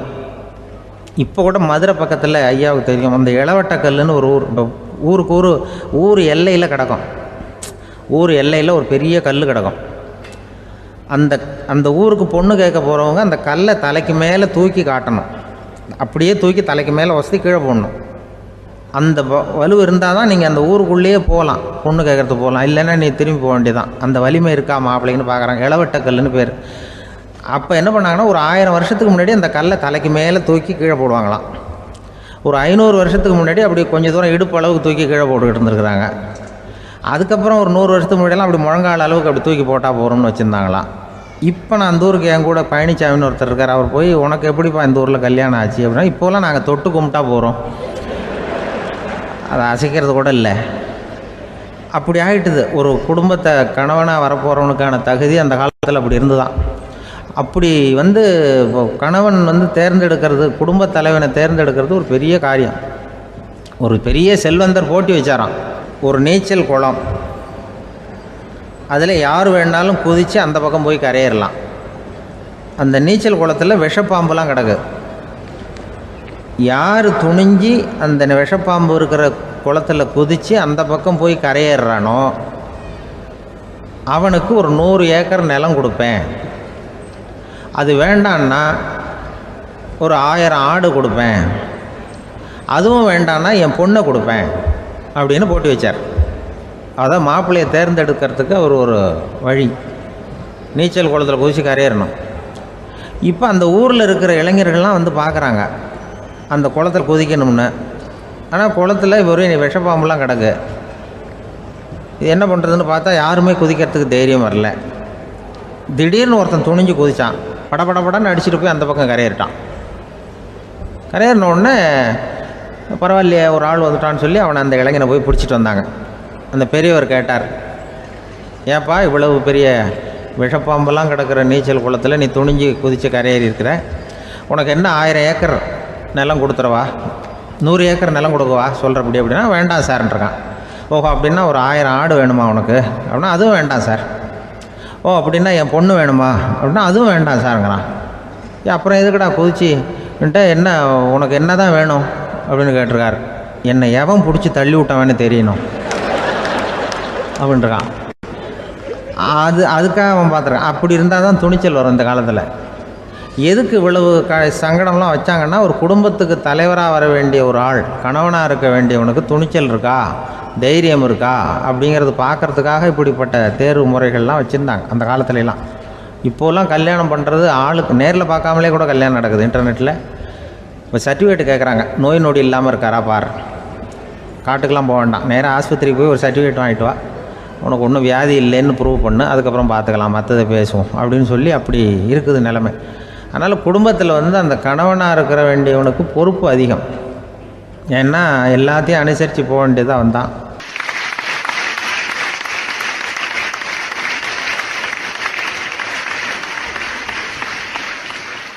ஒரு குழந்தை பிறந்து தான் ஒரு வீட்டில். அந்த குழந்தைக்கு என்ன பேர் வைக்கிறதுங்கிறது ஒரு தகராறு. இந்த குழந்தைக்கு என்ன பேர் வைக்கிறதுங்கிறதுல தகராறு வந்துடுது. யார்? கணவனுக்கும் மனைவிக்கும். அவன் என்ன சொல்கிறான், எங்கள் அப்பா பேரை தான் வைக்கணுங்கிறான் அவன். இந்த அம்மா என்ன சொல்லுது, இல்லை எங்கள் அப்பா பேரை தான் வைக்கணும் அப்படிங்குது. இது காலையிலேருந்து சண்டை, தகராறு. எதிர்த்த வீட்டுக்காரன் பார்த்தான், இது என்ன காலையிலேருந்து எதிர்த்த வீட்டில் தகராறு நடக்குது, என்னென்னு போய் கேட்டிருக்கான். என்னம்மா உங்களுக்கு உள்ள தகராறு, காலையிலேருந்து பார்த்தேன் அப்படின்னா. ஒன்றும் இல்லைம்மா, எங்கள் குழந்தைக்கு பேர் வைக்கிறதுல எங்களுக்கு உள்ளே ஒத்து போக முடியல. நான் எங்கள் அப்பா பேரை வைக்கணுங்கிறேன், அந்த அம்மா அவங்க அப்பா பேரை வைக்கணுங்குது. அதுதான் எங்களால் குடும்பத்தில் ஒரு நிம்மதி இல்லாமல் இருக்கிறோம், தகராறு பண்ணிகிட்ருக்கோம் அப்படின்னு நானா. அப்போ எதிர்த்த வீட்டுக்காரன் சொல்லியிருக்கான், எதிர்த்த வீட்டுக்காரன்னு நான் எதுக்கு இருக்கிறேன், நான் பஞ்சாயத்து பண்ணி வைக்கிறேன். உங்களுக்குள்ளே என்ன இது பேர் தானே வைக்கணும், ஏன்ப்பா உங்கள் அப்பா பேர் என்ன அப்படின்னு அவனை கேட்டிருக்கான். எங்கள் அப்பா பேர் சீனிவாசன் அப்படின்ட்டுருக்கான். இந்த அம்மாவை உங்கள் அப்பா பேர் என்னம்மா, கிருஷ்ணன் அப்படின்னு சொல்லி. இவன் யோசித்து பார்த்தான், குழந்தைக்கு சீனிவாச கோபாலகிருஷ்ணன்னு பேர் வைங்க போங்க அப்படின்ட்டு போயிட்டான். ஏற்ற விட்டுக்கு தீர்த்து வச்சுட்டு போயிட்டான். போனதுக்கப்புறம் இவங்க 2 பேரும் பேசிக்கிட்டாங்க. சரி, இந்த சீனிவாசன் சரி, கிருஷ்ணன் சரி, நடுவில் கோபாலம் யார் அப்படின்னு சொல்லி அவனை போய் இழுத்துட்டு வந்தான். எழுத்து வீட்டில் போய் அது யார்ரா, அது இங்கே வா, அது யார்ரா கோபால, அது எங்கள் அப்பா பேர், நீ அதை மட்டும் எதுக்கு விட்டு வைக்கிற, அதையும் சேர்த்து வச்சுட்டு போடான்னு. அதாவது குடும்பத்தில் ஒரு கணவனும் மனைவியும் ஒரு சின்ன விஷயத்தில் கூட ஒத்து போகலைன்னா இப்படி தான் ஏற்று வீட்டுக்காரன் பஞ்சாயத்துக்கு வருவான். கோபாலன்னு குறுக்க வருவான் ஒருத்தன். அப்படி அந்த அனுசரிப்புங்கிறது குடும்பத்தில் ரொம்ப அவசியம். கணவனும் மனைவி அது ஒன்றுக்கு மேலே இந்த கல்யாணம் பண்ணிக்கிறாங்க, அது ரொம்ப அவஸ்தை. ஒருவனுக்கு ஒருத்திங்கிறது நம்ம இதெல்லாம் சொல்கிறது. ஒன்றுக்கு மேற்பட்ட திருமணங்கள் சங்கடத்தில் தான் கொண்டு விடும். நிறைய சொல்லுவாங்க. உலகத்திலேயே ஒரு பெரிய இது என்ன தெரியுங்களா, இயற்கை நிர்ணயம் பண்ணுது. இப்போ நம்ம சில பேருக்கு எனக்கு பொம்பளை பிள்ளை வேண்டாம், ஆம்பளை பிள்ளை வேண்டான்னு சொல்லி இந்த ஸ்கேன் பண்ணி என்னென்னவோ பண்ணிகிட்ருக்குறாங்கல்ல. ஆனால் இயற்கை அந்த 50-50 ரேஷியோவை அது மெயின்டைன் பண்ணிகிட்ருக்கு. இந்த உலகத்தில் ஒரு அதிசயமான உண்மை என்னென்னா 116 ஆம்பளை புள்ள பிறந்தா 100 பொம்பளை புள்ள பிறகுதான்.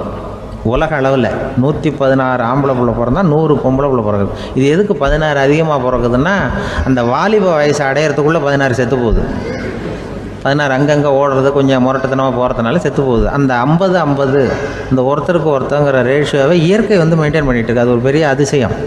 அதை விட பெரிய அதிசயம் என்னென்னா, இந்த உலக யுத்தம் நடந்ததில்ல, முதல் உலக யுத்தம், 2வது யுத்தம், அப்போ பார்த்துருக்குறாங்க, கணக்கு எடுத்துருக்குறாங்க. அந்த யுத்தம் முடிஞ்ச பிறகு 116 ஆம்பளை பிள்ளைக்கு பதிலாக 160 170 பிறக்க ஆரம்பிச்சுதான். 100 பெண் குழந்தைக்கு 170 180 ஆண் குழந்தை. இது எதுக்குன்னா, அந்த போரில் செத்து போகுதில்ல ஆம்பளை பிள்ளைகள், அதை ஈடுகட்டுறதுக்காக அதிகமாக பிறக்க ஆரம்பிச்சிருக்கு. அந்த அளவுக்கு இயற்கை ஒரு பெரிய ரேஷியோவை மெயின்டைன் பண்ணுது. அதாவது ஒருவனுக்கு ஒருத்திங்கிறத அது சொல்லிகிட்டு இருக்கு. புறாவெல்லாம் வளர்த்திங்கன்னா, நான் கூட புறா வளர்த்துருக்குறேன் ஊரில். புறா வளர்த்திங்கன்னா ஒரு தடவைக்கு 2 முட்டை தான் விடும் ஒரு வீட்டுக்கு. அந்த 2 முட்டையும் குஞ்சு பறிச்சுன்னா அதில் ஒன்று ஆணாக இருக்கும், ஒன்று பொண்ணாக இருக்கும். அது எந்த முட்டை ஆண் எந்த முட்டை பெண்ணுங்கிறத இயற்கை நிர்ணயம் பண்ணுது. அதை நம்ம மாற்றவே முடியாது. ரெண்டையும் அந்த பெண்ணாவோ 2 ஆணாவோ மாற்ற முடியாது நம்ம. அதனால் அந்த இயற்கையை புரிஞ்சுக்கிட்டு நாம் நடந்துக்கணும். அதனால தான் ஒரு கணவன் ஒரு மனைவி, அதான் ஒருத்தருக்கு ஒருத்தங்கிறது. ஒன்றுக்கு மேலேனா சங்கடம் தான். ஒரு பஸ்ஸில் ரெண்டு பெண்கள் வந்துக்கிட்டு இருந்தாங்களாம். பஸ்ஸு பிரயாணம். 2 பெண்கள் பக்கத்து பக்கத்தில் உட்காந்துருக்காங்க. அந்த கண்டக்டரை கூப்பிட்ருக்கேன், இங்கே வாயா அப்படின்னு அந்த ஒரு அம்மா கூப்பிட்ருக்கு. என்னம்மா அப்படின்ட்டுருக்கார். இந்த ஜன்னலை திறந்து விட்டு போ அப்படின்னு. சரின்னு அதுக்கு பக்கத்தில் இருந்த ஜன்னலை திறந்து விட்டு அவர் போயிட்டார். பக்கத்தில் இருந்தம்மா உடனே இங்கே வாயா மறுபடியும் வாயான்னு கூப்பிட்ருக்கு. என்ன இந்த ஜன்னலை மூடி விட்டு போ அப்படின்ட்டுருக்கு. மூடி விட்டு போனார். மறுபடியும் அந்த முன்னாடி கூப்பிட்டது வாமா வாயான்னு மறுபடியும் கண்டக்டரை கூப்பிட்டு, என்ன இந்த பார், இந்த ஜன்னலை நீ மூடி வச்சின்னா நான் மூச்சு திணறி செத்து போடுவேன். அப்புறம் உடனே பக்கத்தில் இருந்தம்மா இந்த பாரியா அந்த அம்மா பேச்சை கேட்டுட்டு நீ திறந்து வச்சின்னா நான் குளிர் தாங்காமல் செத்து போடுவேன் அப்படின்ட்டு அவர் தலையை பிச்சுக்கிறார் கண்டக்டர். என்னடா பெரிய ரொம்ப போச்சு, எனக்கு கொஞ்சம் தூரம் பிரயாணம், இதில் கூட அட்ஜஸ்ட் பண்ணி போகக்கூடாதா அப்படின்னு. அப்போ அந்த பஸ்ஸில் பின்னாடி ஒருத்தன் கடைசி சீட்டில் வெயில் தாங்காமல் சட்டையெல்லாம் கட்டி போட்டுட்டு ஒரு கிராமத்து ஆள் பீடி குடிச்சிட்டு வரான்.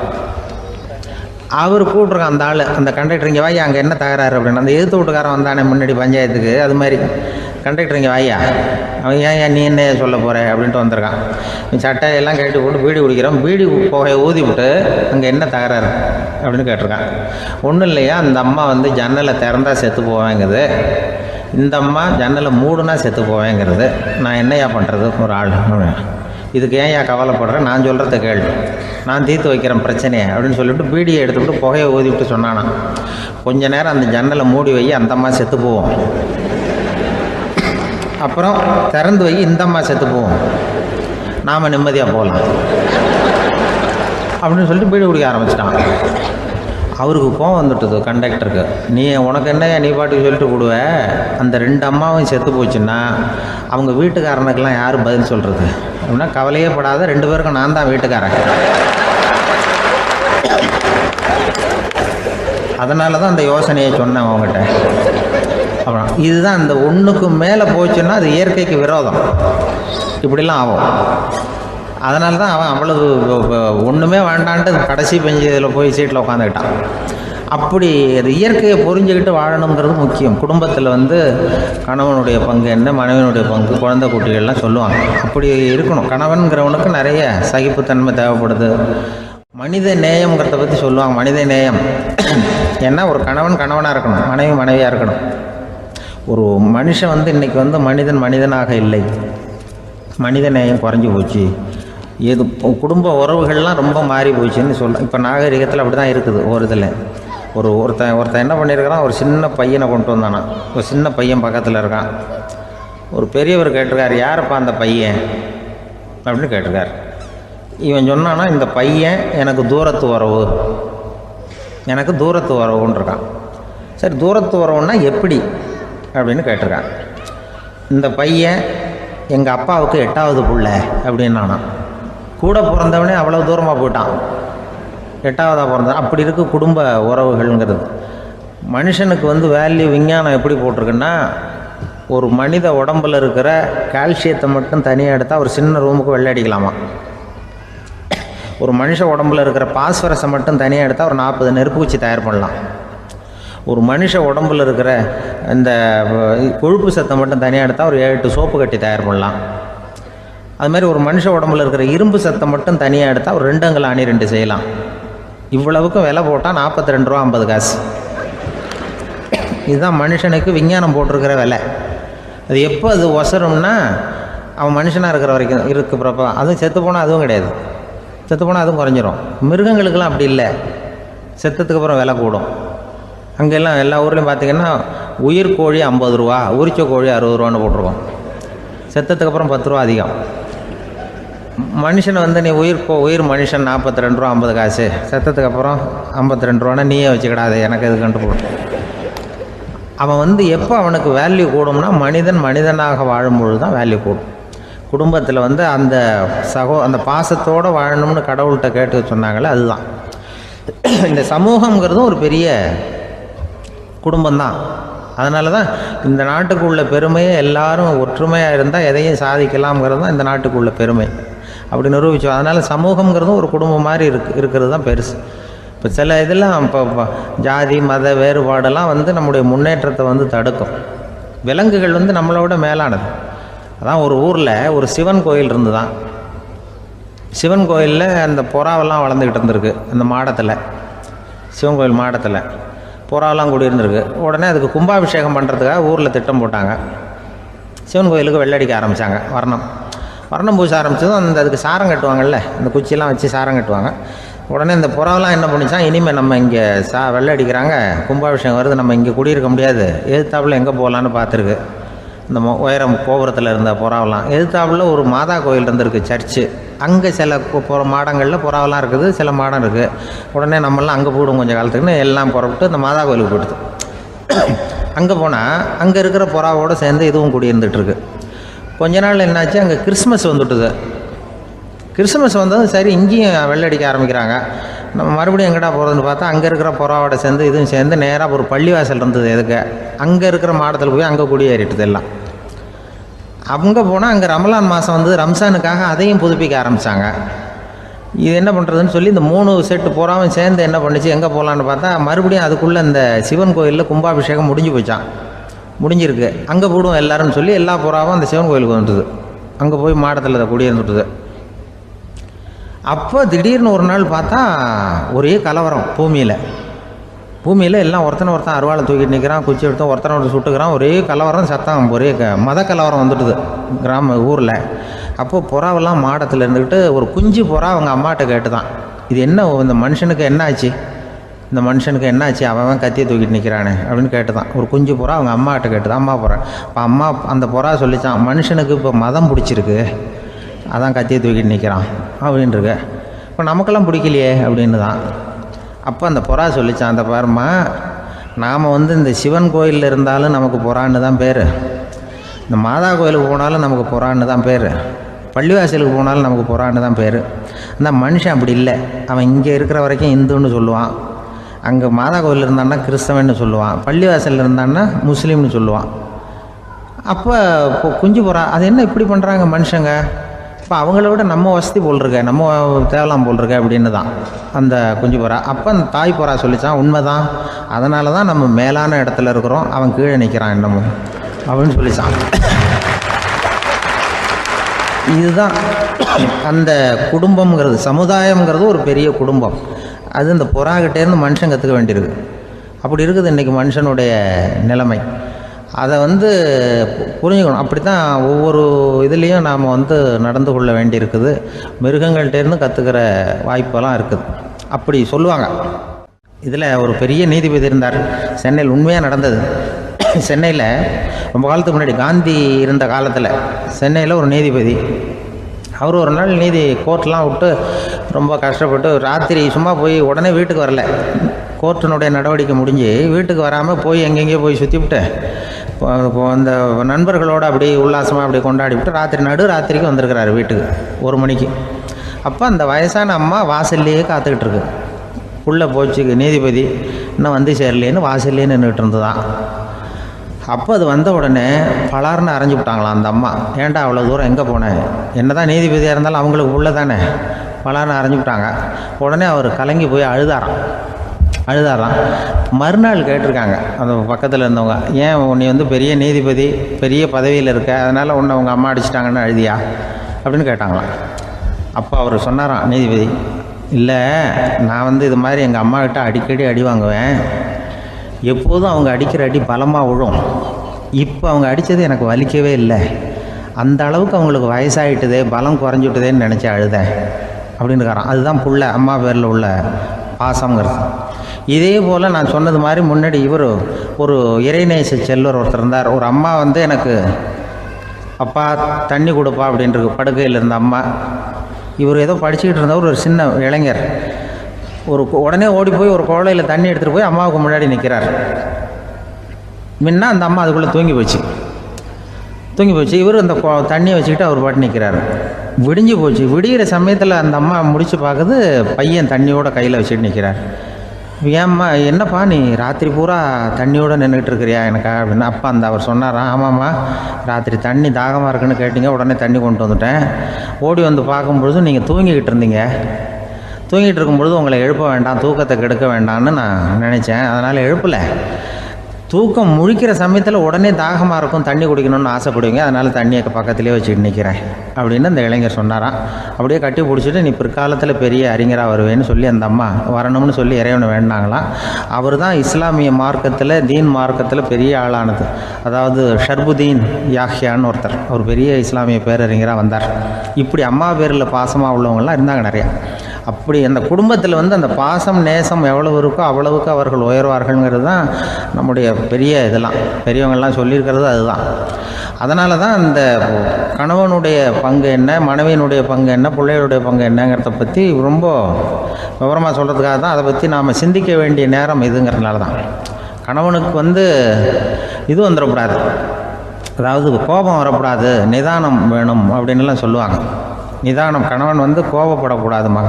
அதுக்கு நாங்கள் மனுஷனுக்கு சினம் தவிர்த்தல்னு பயிற்சியெல்லாம் கொடுக்குறாங்க. இப்போது மனுஷன் கோபப்படாமல் இருக்கணும், போகணும் வரணும், அதுக்கு சொல்லுவோம் நாங்கள். சும்மா கதை ரூபமாக சொல்கிறது.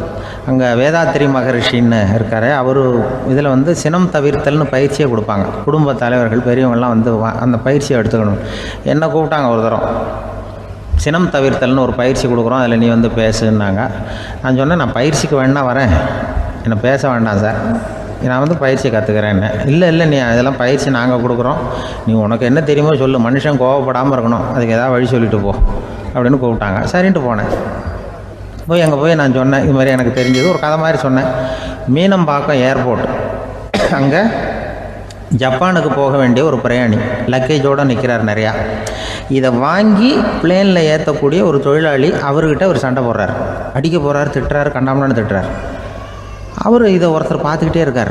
அந்த சினம் தவிர்த்தல் பயிற்சி கொடுக்குற பேராசிரியர் ஒருத்தர் பார்த்துக்கிட்டே இருக்கார். இது எப்படி இவன் இந்த ஆள் அவ்வளவு கோபமாக அடிக்க போகிறான், திட்டுறான் அந்த பெரிய மனுஷன், இவர் பதிலுக்கு அவர் திட்டவே இல்லையே. அந்த தொழிலாளி சிரிச்சுக்கிட்டே சரி சார் அப்படின்னுட்டே இருக்கான். இவர் லக்கேஜை வாங்கி பிளேனில் ஏற்றுற தொழிலாளி இப்போ கண்ணாவனா அடிக்க போகிறான், திட்டுறான், முகம் செவந்து போச்சு. இவருக்கு என்ன ஆச்சரியம்னா, இந்த ஆள் இவ்வளவு கோவப்படுறான், அதை வாங்கி அந்த தொழிலாளி கொஞ்சம் கூட முகத்தில் கோபமே படலையே, சிரித்த முகத்தோடு இருக்கானே, இவன் வந்து நமக்கு பயிற்சி வகுப்பு எடுக்கலாம் போல இருக்க அப்படின்னு இவர் நினச்சிட்டார். ரொம்ப நேரம் அவர் கத்திக்கிட்டு இருந்தார். சரி சார்ன்ட்டு அதை வாங்கிட்டு அவர் போயிட்டார். போனதுக்கப்புறம் அவர் இந்த ஆள் அப்புறம் பிளேன் வந்தது, ஏறி அவர் போயிட்டார், ஜப்பானுக்கு போயிட்டார். அதுக்கப்புறம் இந்த சினம் தவிர்த்தல் பேராசிரியர் ஓடி போய் அந்த தொழிலாளியை பிடிச்சி கொண்டு வந்தார். இந்த பாருப்பா, நான் வந்து காலையிலேருந்து பார்த்துக்கிட்டு இருக்கேன், அந்த ஆள் உன்னை அடிக்க வந்தான், திட்ட வந்தான், இவ்வளவு கோவப்படுறான், உனக்கு பதிலுக்கு நீ கோவமே படலையே, உனக்கு கோவமே வராதா, அது எப்படி நீ சினம் தவிர்க்கிறது, எப்படி உனக்கு கோவமே வரலையா அப்படின்னு கேட்டிருக்கார். அப்போ அந்த தொழிலாளி சொன்னாராம், அப்படி இல்லை சார், மனுஷன்னு பிறந்தால் கோவம் படாமல் இருக்க முடியாது, எல்லாருக்கும் கோவம் வரும், அது அவங்கவுங்க வழியில் டீல் பண்ணுவாங்க, நான் அதை என் வழியில் டீல் பண்ணேன், அவ்வளோதான். அப்போ அவர் திட்டும் பொழுது உனக்கு கோபம் வந்தது தானே? வந்தது சார்.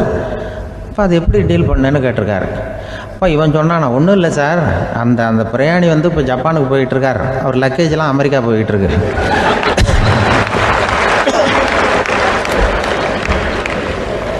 இதுக்கு நாம் எதுக்கு சார் அனாவசியமாக அவன்கிட்ட போய் சண்டை போட்டுக்கிட்டேன், அப்படி மாற்றி ஏற்றி விட்டா அவன் போய் பார்த்துக்கிறான் எங்கேயாவது. அதுதான் நான் சினம் தவிர்க்கிற வழி அப்படின்னு சொன்னாரான். உடனே இதை தான் எனக்கு தெரிஞ்சது கோபம் வராமல் இருக்கிறதுன்னு அங்கே பேசினேன் அந்த கூட்டத்தில். அதுக்கப்புறம் இன்ன வரைக்கும் அவங்க கூப்பிடுறதே இல்லை என்ன. ஏன்னா நாங்கள் முறையாக ஒருத்தன் கோவப்படாமல் இருக்கிறதுக்கு என்ன வழின்னு சொல்லி கொடுத்துட்ருக்குறோம். நீ இப்படி பண்ணுறியப்பா அப்படின்னு சொல்லி பிள்ளைகளை பற்றி சொல்லுவாங்க. இப்போ ராமர் லட்சுமணர் கதை சொல்லுவாங்க. அதாவது ராமரும் பரதனும் பந்து விளையாடிக்கிட்டு இருந்தாங்களாம் சின்ன வயசில் பந்து விளையாடிக்கிட்டு இருந்தாங்களாம். உடனே ராமர் வந்தாராம். வந்து கோசலை அவங்க அம்மா கோசலை மடியில் சோர்ந்து போய் உட்காந்தாராம். சந்தோஷமாக வந்து உட்காந்துருக்காரு. அப்போ அந்த கோசலை அம்மா கேட்டாங்களாம், ஏன்ப்பா அப்படி இவ்வளவு சந்தோஷமாக இருக்கே, என்ன காரணம் அப்படின்னு கேட்டிருக்காரு. அப்படின்னு அந்த அம்மா கேட்டிருக்கு. ராமன் சொன்னான்னா, இது என் தம்பியோட நான் பந்து விளையாண்டுக்கிட்டு இருந்தேன். பரதன் அவன் ஜெயிச்சுட்டான், நான் தோத்துட்டேன். என்னை அவன் ஜெயிச்சுட்டான். அவனுடைய வெற்றி எனக்கு சந்தோஷமாக இருக்குது, தம்பியோட வெற்றி, அதனால் நான் சந்தோஷமாக இருக்கேன்னு சொல்லியிருக்கேன். அந்த அம்மாவுக்கு ரொம்ப சந்தோஷம், தம்பி ஜெயிக்கிறாங்கிறத பற்றி அண்ணன் சந்தோஷப்படுறானே அப்படின்னு. கொஞ்ச நேரத்தில் பரதன் வந்திருக்கான். அவன் சோர்ந்து போய் கலங்கி போய் அதே அம்மா மடியில் உட்காந்துருக்கான். நீ ஏன்ப்பா, நீ தான் ஜெயிச்சுட்டியாமே, நீ என்னத்துக்கு வருத்தப்பட்டுக்கிட்டு வர அப்படின்னு கேட்டிருக்கேன் அந்த அம்மா. அப்போ பரதன் சொன்னானா, நான் ஜெயிக்கணுங்கிறதுக்காக அண்ணன் விட்டு கொடுத்தாரு, தோத்துட்டாரு, அதனால் எனக்கு வருத்தமாக இருக்குது. உண்மையில் அவர் தான் ஜெயிச்சிருக்க வேண்டியது, எனக்காக விட்டு கொடுத்தாரு அண்ணன், அதனால் நான் வருத்தப்படுறேன்னா. அப்போ அந்த அம்மா சொல்லிச்சான், இப்படி தான் தம்பியினுடைய வெற்றி அண்ணனை சந்தோஷப்படுத்துது, அண்ணனுடைய தோல்வி தம்பியை வருத்தப்பட வைக்குது. இப்படி தான் இருக்கணும் அண்ணன் தம்பின்னா, அப்படி தான் குடும்பத்தில் இருக்கணும்னு சொல்லி அந்த அம்மா சொன்னதாக சொல்லுவாங்க ராமாயண கதை. அதே போல் இப்போ இதில் வரும், நபிகள் நாயகத்தினுடைய பேரர்கள் பாத்திமாவனுடைய பிள்ளைகள் 2 பேர், ஹசன் ஹுசைன் 2 பேர் நபிகள் நாயகத்தினுடைய பேரன்மார்கள். அன்னை பாத்திமாவனுடைய குழந்தைகள். ஹசனும் ஹுசைனும் பேசிக்கிறதே இல்லையா கொஞ்ச நாள். இந்த அம்மாவுக்கு அதை பார்க்குறாங்க, ஏதோ அண்ணன் தம்பிக்குள்ளே ஏதோ தகராறு போல் இருக்கு, ஏன் பேசிக்க மாட்டேங்கிறாங்க அப்படின்னு சொல்லி அந்த பிள்ளைகளை கூப்பிட்டு வச்சு அந்த அம்மா புத்தி சொல்லிச்சான். இதை பாருப்பா, நீ அண்ணன் தம்பிக்குள்ளே இது மாதிரி இருக்கக்கூடாது. உங்கள் பாட்டனார் ஒரு புத்திமதி சொல்லியிருக்காரு, உனக்கு தெரியுமா? ஒரு முஸ்லீம் இன்னொரு முஸ்லீமோடு 3 நாட்களுக்கு மேல் பேசாமல் இருந்தால் அது அவனை கொலை செய்வதற்கு ஒப்பாகும் அப்படின்னு நபிகள் நாயகம் சொல்லியிருக்கார், தெரியுமா உனக்குன்னு அந்த அம்மா சொல்லிச்சான். அப்போ அந்த தம்பிக்காரர் சொன்னாராம், ஹுசைன் சொல்லியிருக்கார், அதுவும் எனக்கு தெரியும். அதே தாத்தா பாட்டனார் என்ன சொல்லியிருக்காருன்னா, அந்த 2 பேரில் யார் முதல்ல சலாம் சொல்கிறாங்களோ, யார் முதல்ல முன்னாடி பேசுகிறாங்களோ அவங்களுக்கு சொர்க்கம் கிடைக்கும், இறைவனுடைய ஆசி கிடைக்கும்னு சொல்லியிருக்கிறார். அந்த ஆசி அண்ணனுக்கு கிடைக்கட்டுமேங்கிறதுக்காக நான் பேசாமல் இருக்கிறேன் அப்படின்னா. அந்த ராமனும் பரதனும் எப்படி இருந்தாங்களோ அப்படி தான் ஹசனும் ஹுசைனும் இருந்திருக்கிறார்கள். அந்த பாசம்தான் குடும்பத்தில் வேணும். இப்போ எப்படின்னா, ஒரு 600 வருஷத்துக்கு முன்னாடி மனுஷனுக்கு இருந்த நெருக்கடி இருக்குது பாருங்கள். ஒரு 600 வருஷத்துக்கு முன்னாடி மனுஷனுக்கு எவ்வளோ நெருக்கடி இருந்ததோ அதுபோல் 40 பங்கு இப்போ அதிகமாகிட்டு தான் கண்டுபிடிச்சி சொல்லியிருக்கிறாங்க. அவ்வளவு நெருக்கடிக்கு மத்தியில் நாம் வாழ்ந்துக்கிட்டு இருக்கிறோம். ஒரு 600 வருஷத்துக்கு முன்னாடி என் தலையில் 1 கிலோ வச்சுக்கிட்டு நின்னேன்னு வைங்க, இப்போ 40 கிலோ வச்சுக்கிட்டு நிற்கிறேன். அப்படி ஒவ்வொரு மனுஷனுக்கும் வாழ்க்கையில் நெருக்கடி அதிகமாக போச்சு. இப்போ இந்த நெருக்கடியில் முன்னாடிலாம் யாரோ ஒருத்தர் தான் தியானம் பண்ணுவாங்க. தியானம்னா ஒருத்தர் 2 பேர் காட்டுக்கு போய் தியானம் பண்ணிகிட்டு இருப்பாங்க 600 வருஷத்துக்கு முன்னாடி. இப்போ வீட்டுக்கு வீடு தியானம் நடக்குது. ஏன்னா அந்தளவுக்கு வாழ்க்கையில் ஒரு நிம்மதி வேணும் அப்படின்னு சொல்லி பண்ணிட்டாங்க. அதுக்கு தான் இயற்கை கொடுத்துருக்கிற ஒரு இயற்கையான வைத்தியம்தான் சிரிப்புங்கிறது. இதை பற்றி பெரியவங்கள்லாம் இப்போ ஆராய்ச்சி பண்ணிகிட்டு இருக்கிறாங்க. சிரிப்புங்கிறது நாம் பிறந்து ஒரு 6 மாதத்தில் தான் முதல் தடவையாக விவரமாக சிரிக்க ஆரம்பிக்கிறோமா.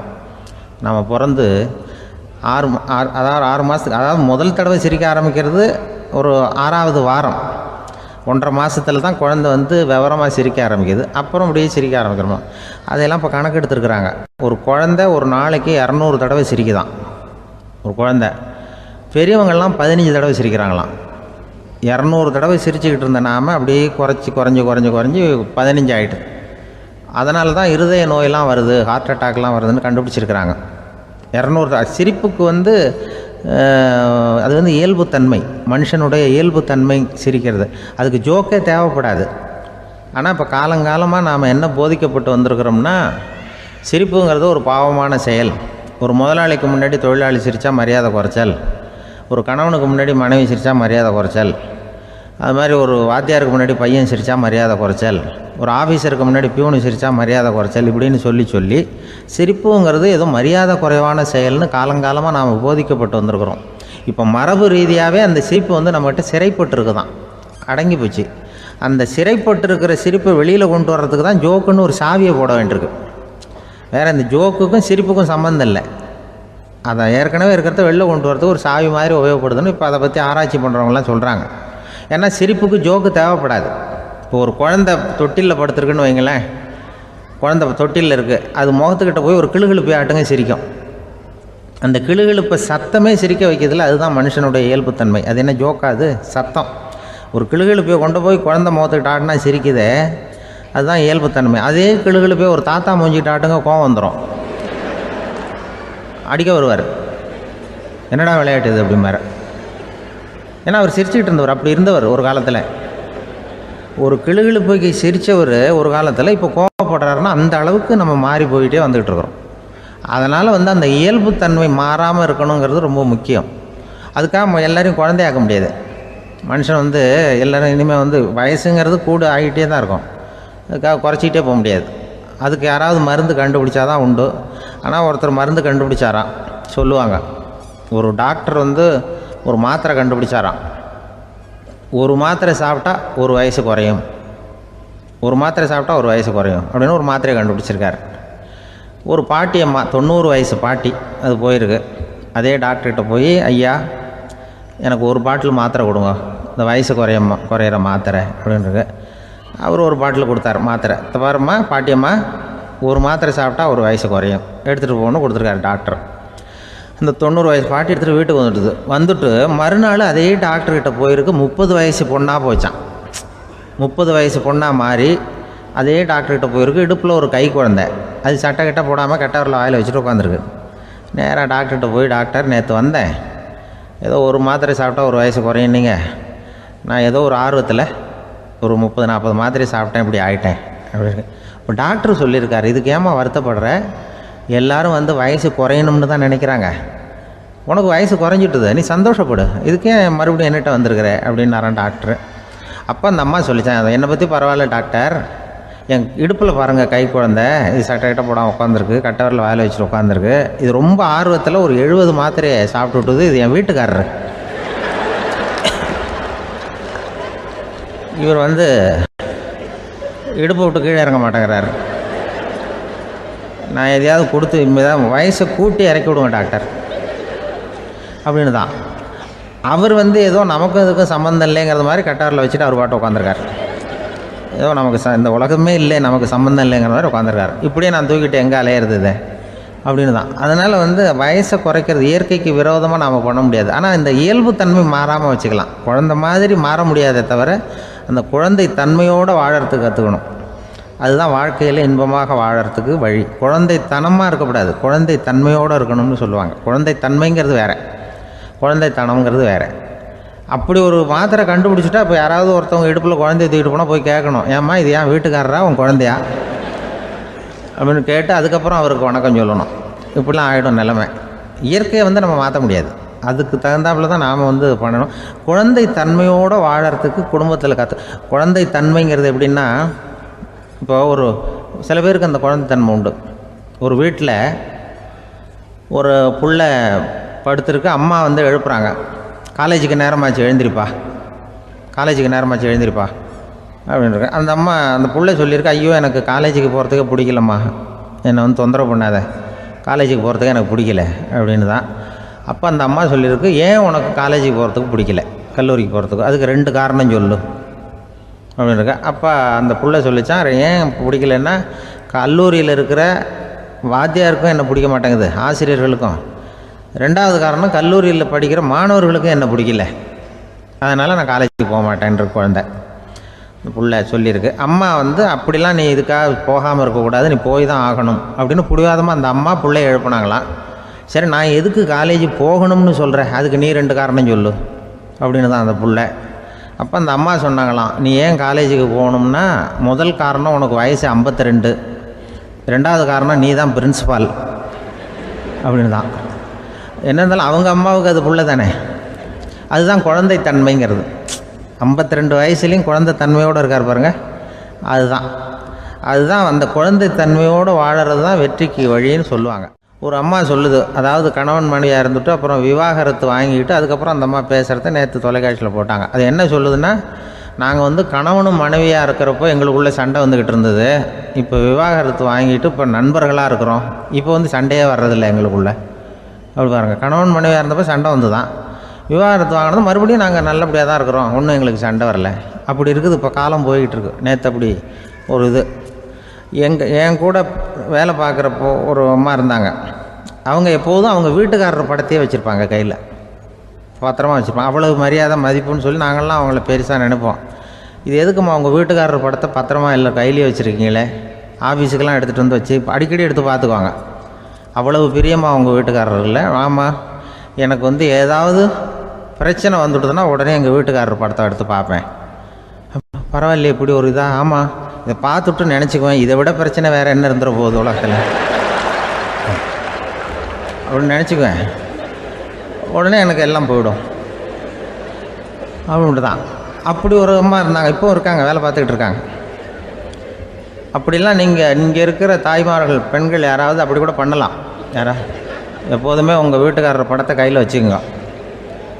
அது ஒரு யோசனை, குடும்பம் குதூகலமாக இருக்கிறதுக்கு அது ஒரு யோசனை. அதே மாதிரி இவங்களும் அவங்க படத்தை வச்சுக்கலாம், வச்சுக்கிட்டு பிரச்சனை வரும்போது பார்த்துக்கணும். இதை விட நமக்கு என்ன வந்துட போகுது பெருசாக அப்படி தான் இருக்கணும். குடும்பம் வந்து நல்லபடியாக இருக்கணும்னா அதுக்கு இப்போ சொல்லுவாங்க, கடவுளே வந்து ஒரு வீட்டு கணவன் வீட்டு தலைவர் கனவுல வந்தாராம். கடவுள் வந்து இது மாதிரி உன்னை விட்டுட்டு உங்கள் குடும்பத்தை உன்னையெல்லாம் விட்டுட்டு போக போகிறேன்னா, அதனால் ஏதாவது வர வேணும்னா கேட்டு போய் வாங்கிக்கோ அப்படின்னு கடவுள் சொன்னாராம் அந்த குடும்ப தலைவர்கிட்ட. அவருக்கு என்ன கேட்குறதுன்னு புரியல. கடவுள் வந்து விட்டுட்டு போகிறேங்கிறார், ஏதாவது வரம் கேட்டுக்கோ அப்படின்னு நம்ம என்ன பண்ணுறது, என்ன கேட்குறதுன்னு ஒன்றும் புரியல. குழம்பிக்கிட்டு இருந்தான் அந்த ஆள் கனவில். இப்போ கடவுள் சொன்னாரா, சரி நீ ரொம்ப குழப்பமாக இருக்க, நாளைக்கு மறுபடியும் உன் கனவில் வரேன், அதுக்குள்ளே நீ முடிவு பண்ணி வை, உனக்கு என்ன வரம் வேணுமோ கேட்டு வாங்கிக்கோ, உனக்கு வரம் கொடுத்துட்டு நான் போயிடுறேன், உன்னை விட்டுட்டு போகிறதா நான் முடிவு பண்ணிட்டேன் அப்படின்ட்டுருக்காரு கடவுள்.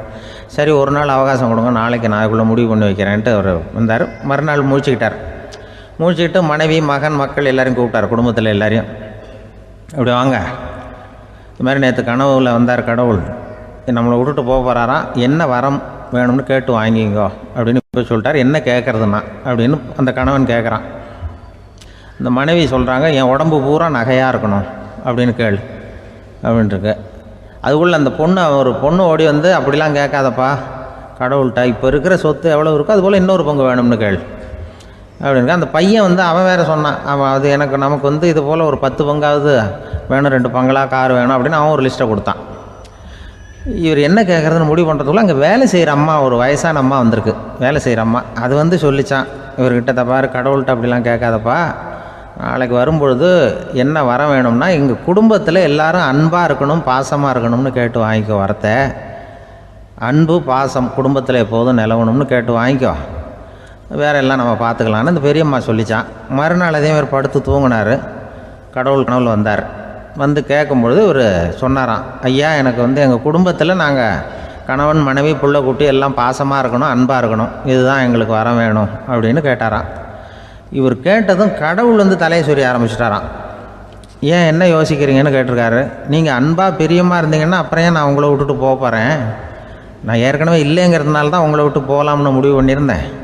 இப்போ நீங்கள் ஏற்கனவே பாசமாக இருந்தீங்கன்னா நான் இனிமேல் போக மாட்டேன், அதனால் ஏன் முடிவும் மாற்றிக்க வேண்டியது தான், உங்கள் கூட தான் இருக்க போகிறேன்னாராம். இப்படி ஒரு கதை சொல்லுவாங்க. அதனால் ஒரு குடும்பத்தில் அந்தந்த உறவு முறைகள் சரியாக இருக்கிற வரைக்கும் எல்லாம் நல்லாயிருக்கும்.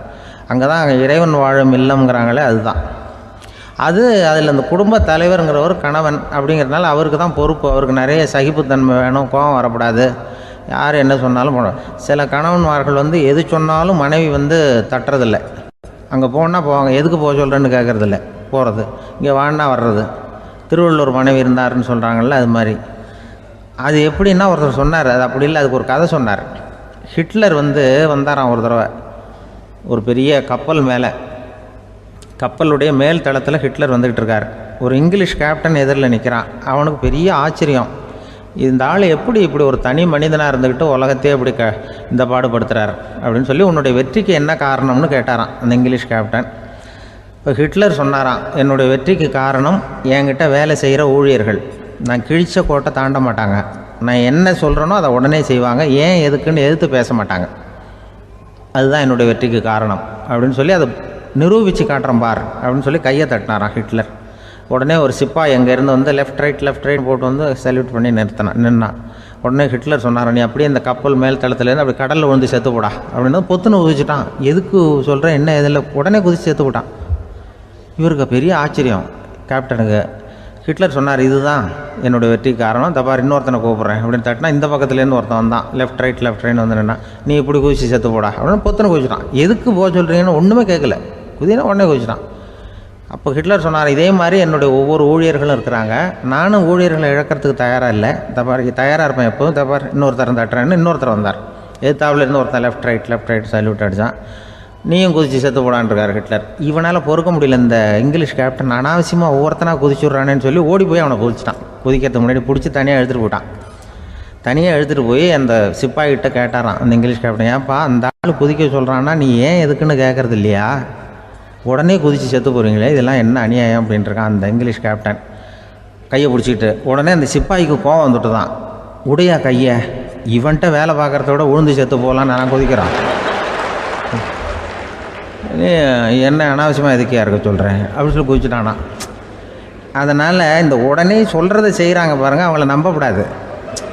கணவன்மார்களுக்கு ஒரு எச்சரிக்கை, சொல்கிறத உடனே செஞ்சுருவாங்க மனைவி, நீ அங்கே போனால் போங்க வரணும் அந்த ஹிட்லர் மாதிரி நினைக்கிறாங்கன்னு அர்த்தம். இதுகிட்ட பேசிக்கிட்டு இருக்கிறத விட சொல்கிறத செஞ்சுட்டு போடுவோமே, அப்படி சமாளிக்கிற கணவன்மார்கள் உண்டு. குடும்பத்தில் அப்படிலாம் இருந்து சமாளிக்கிறாங்க.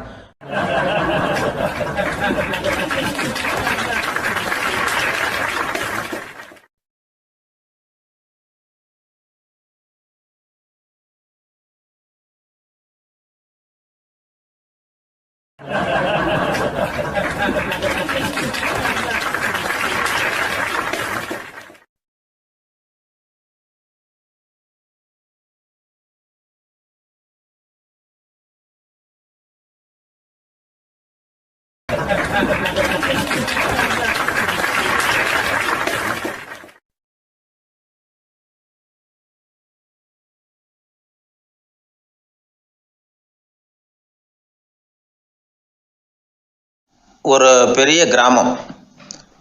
அந்த கிராமத்தில் ஒரு பண்ணையார் வீடு, அதுதான் அந்த கிராமத்திலே பெரிய வீடு. ஒரு நாள் ஒரு திருடன் அந்த கிராமத்துக்கு வந்தான், சுற்றி பார்த்தான். அந்த பண்ணையார் வீடு கண்ணில் பட்டுது. இன்னைக்கு ராத்திரி இந்த வீட்டில் தான் நம்ம தொழிலை ஆரம்பிக்கணும் அப்படின்னு சொல்லி அவன் முடிவு பண்ணிக்கிட்டான். ஏன்னா அதுதான் அந்த கிராமத்திலே கொஞ்சம் பெரிய வீடு, அங்கே தான் அவன் எதிர்பார்க்குறது ஏதாவது கிடைக்கும் அப்படிங்கிறது அவனுடைய முடிவு. நடு ராத்திரி அவன் மெதுவாக சுவர் ஏறி குதித்து அந்த பெரிய வீட்டுக்குள்ளே புகுந்தான். அங்கே போய் பார்த்தா முக்கியமான இடங்கள்ல எல்லாம் காவலுக்கு ஆள் நின்றுக்கிட்டு இருக்கிறாங்க ராத்திரி நேரத்தில். சரி, இந்த வீட்டில் நம்மால் திருட முடியாது அப்படின்னு முடிவு பண்ணிட்டு மெதுவாக வந்த வழியிலேயே திரும்பி வந்தான். அந்த சமயத்தில் காலில் ஏதோ தட்டுப்பட்டுது. என்னது அப்படின்னு சொல்லி குனிஞ்சு பார்த்தா அங்கே ஒரு பெரிய வெங்காய மூட்டை அடுக்கி வச்சிருக்கிறாங்க. சரி, வந்ததுக்கு வெறுங்கையோடு திரும்ப வேண்டாமே அப்படின்னு சொல்லி கையில் இருந்த ஒரு பெரிய பை நிறைய அதை அள்ளி போட்டுக்கிட்டான். வெங்காயத்தை போட்டுக்கிட்டு புறப்படுற சமயத்தில் கப்புன்னு கழுத்தில் ஒரு கை வந்து விழுந்தது. ஆள் மாட்டிக்கிட்டான். அதாவது காவலாளிகள் அவனை பிடிச்சி வச்சுக்கிட்டாங்க. மறுநாள் காலையில் அந்த திருடனை பண்ணையார் முன்னாடி கொண்டுட்டு போய் நிறுத்தினாங்க. ஐயா, இந்த ஆள் ராத்திரி நம்ம வீட்டில் திருடுறதுக்காக வந்தான், வெங்காயத்தை அள்ளிட்டு புறப்படுறப்போ மாட்டிக்கிட்டான் அப்படின்னாங்க. அவர் பார்த்தார், என்னப்பா இவங்க சொல்கிறது உண்மைதானான்னு கேட்டார். ஆமான்னு ஒத்துக்கிட்டான் அந்த ஆள். பண்ணையார் அதுக்கப்புறம் கொஞ்சம் யோசனை பண்ணார். அப்புறமா தீர்ப்பு வழங்கினார். இதை பார்ப்பா, நீ இங்கே திருட வந்தது குற்றம், அதுக்காக நீ 100 ரூபாய் அபராதம் செலுத்தணும், அல்லது 100 கசையடிகள் வாங்கணும். அதுவும் இல்லைன்னா நீயே திருடுன அவ்வளவு வெங்காயத்தையும் பச்சையா என் கண் முன்னாடியே சாப்பிட்டுடணும். இதில் எந்த தண்டனையை ஏற்றுக்கிறது அப்படிங்கிறத பற்றி நீயே யோசனை பண்ணி முடிவு எடுத்துக்கலாம் அப்படின்னு சொல்லிவிட்டார். அதாவது இவனே முடிவு பண்ணிக்க வேண்டியது, 100 ரூபா பணம் கட்டுறியா, இல்லது சாட்டை அடி வாங்குறியா, அல்லது வெங்காயத்தை சாப்பிட்றியா, இதுதான் அவர் கொடுத்தது, நீயே முடிவு பண்ணி சொல்லுன்னு விட்டார். திருடன் கொஞ்சம் நேரம் யோசனை பண்ணி பார்த்தான். அவனுக்கு இருக்கிறதுலே ரொம்ப சுலபமாக தெரிஞ்சது இந்த வெங்காயத்தையே சாப்பிட்டுட்றேன்ட்டான். ஐயா நான் வந்து இந்த வெங்காயத்தையே சாப்பிட்டுட்றேன், அதுதான் எனக்கு கொஞ்சம் சுலபமாக தெரியுதுன்னா சரின்னு விட்டார் பண்ணையார். அப்படியே எல்லாத்தையும் கொண்டு வந்து கொட்டினாங்க. ஒவ்வொன்றா எடுத்து சாப்பிட ஆரம்பித்தான். கொஞ்ச நேரம் சுவாரஸ்யமாக சாப்பிட்டான். அதுக்கப்புறம் வாய் எரிய ஆரம்பிச்சுட்டுது. கண்ணு ரெண்டும் செவந்து போச்சு. கண்ணில் இருந்து தார தாரையாக கண்ணீர் வழிய ஆரம்பிச்சுட்டுது. ஒரே எரிச்சல். அவனால் தாக்கு பிடிக்க முடியல. வெங்காயம் பாதி கூட தீரல. பார்த்தான், சரி இது நமக்கு சரிப்பட்டு வராது அப்படின்னு முடிவு பண்ணிட்டான். ஐயா என்னை மன்னிச்சுக்கோங்க, இது என்னால் முடியாது போல இருக்கு, பேசாமல் எனக்கு 100 ஷார்ட் ஐடியா கொடுத்துருங்க அப்படின்னா. அவரும் சரின்னார். ஷார்ட் ஐடி விழ ஆரம்பிச்சிது. அதுவும் ஆரம்பத்தில் ஒரு மாதிரியாக இருந்தது. ஒரு 60 அடிகள் விழுற வரைக்கும் தாங்கினான். அதுக்கு மேலே அவனால் முடியல, தாக்கு பிடிக்க முடியல. ஐயா என்னை மன்னிச்சுக்கோங்க அப்படின்னு மறுபடியும் பண்ணையார் காலில் விழுந்தான். ஐயா இதுவும் எனக்கு சரிப்பட்டு வராது போல இருக்கு, பேசாமல் 100 ரூபா அபராதமே கட்டிவிட்றேன் அப்படின்னா. அதே மாதிரி பணத்தை எடுத்து கொடுத்துட்டு அவன் பாட்டுக்கு போனான். இப்படி ஒரு கதை உண்டு. இந்த கதையை உலக புகழ்பெற்ற மனோதத்துவ மேதை எம் ஸ்காட் பெக் ஒரு உதாரணமாக எடுத்து சொல்கிறார். எதுக்காக அவர் எடுத்து சொல்கிறாருன்னா, இந்த முடிவெடுக்கும் திறன் அப்படிங்கிறத விளக்கறதுக்காக. வாழ்க்கையில் முடிவெடுக்கிற திறன் நம்ம ஒவ்வொருத்தருக்கும் ரொம்ப அவசியம். எந்த சந்தர்ப்பத்தில் எப்படி முடிவெடுக்கிறோம் அப்படிங்கிறத வச்சு தான் நம்ம வாழ்க்கை அமையும். எவ்வளவு தான் பணம் இருந்தாலும் சரி, எவ்வளவு தான் படிச்சிருந்தாலும் சரி, இந்த முடிவெடுக்கிற திறன் சரியா இல்லைன்னா வாழ்க்கையில் பல சறுக்கல்களை சந்திக்க வேண்டியிருக்கும்.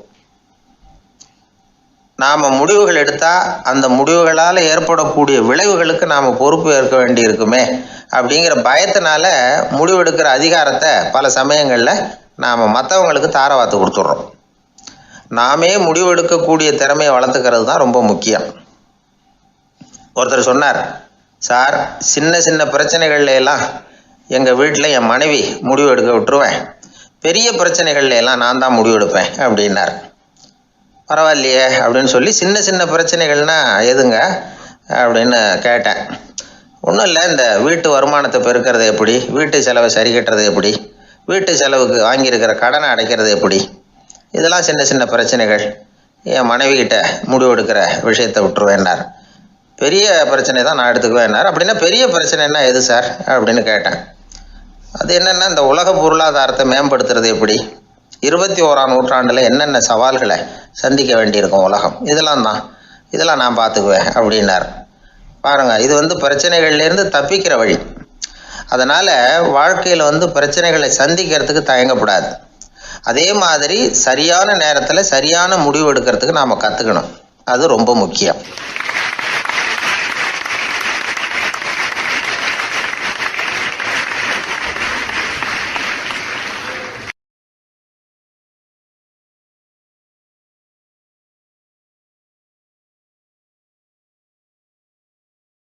வாழ்க்கையில் வெற்றி பெற என்ன வழி, இது ஒரு முக்கியமான கேள்வி. இதுக்கு எல்லாரும் பொதுவாக சொல்கிற ஒரு பதில், உழைச்சா வெற்றி பெறலாம் அப்படிங்கிறது தான். வாழ்க்கையில் வெற்றி பெற உழைப்பு மட்டும் இருந்தால் போதாது, நேர்மையும் வேணும் அப்படிங்கிறார் பால் ஹாஃப்மேன். இவர் யார் தெரியுமா? இவர் ஒரு பெரிய பொருளாதார நிபுணர். 2வது உலகப் போர் முடிஞ்ச சமயம் அப்போ இவர் அமெரிக்காவின் நிதி ஆலோசகராக இருந்தார். தன்னுடைய வாழ்க்கையில் நடந்த பழைய நிகழ்ச்சி ஒன்று அவர் சொன்னார். இளம் வயசில் படித்து முடித்ததும் அவர் வேலை தேடிக்கிட்டு இருந்தாராம். அப்போது ஒரு கால்நடை வைத்தியர்கிட்ட போய் வேலை கேட்டிருக்கார்.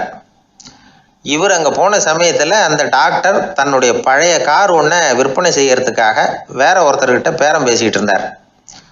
வாங்க வந்தவர் இவர்கிட்ட அந்த காரை பற்றின விவரம்லாம் கேட்டுக்கிட்டு இருந்தார்.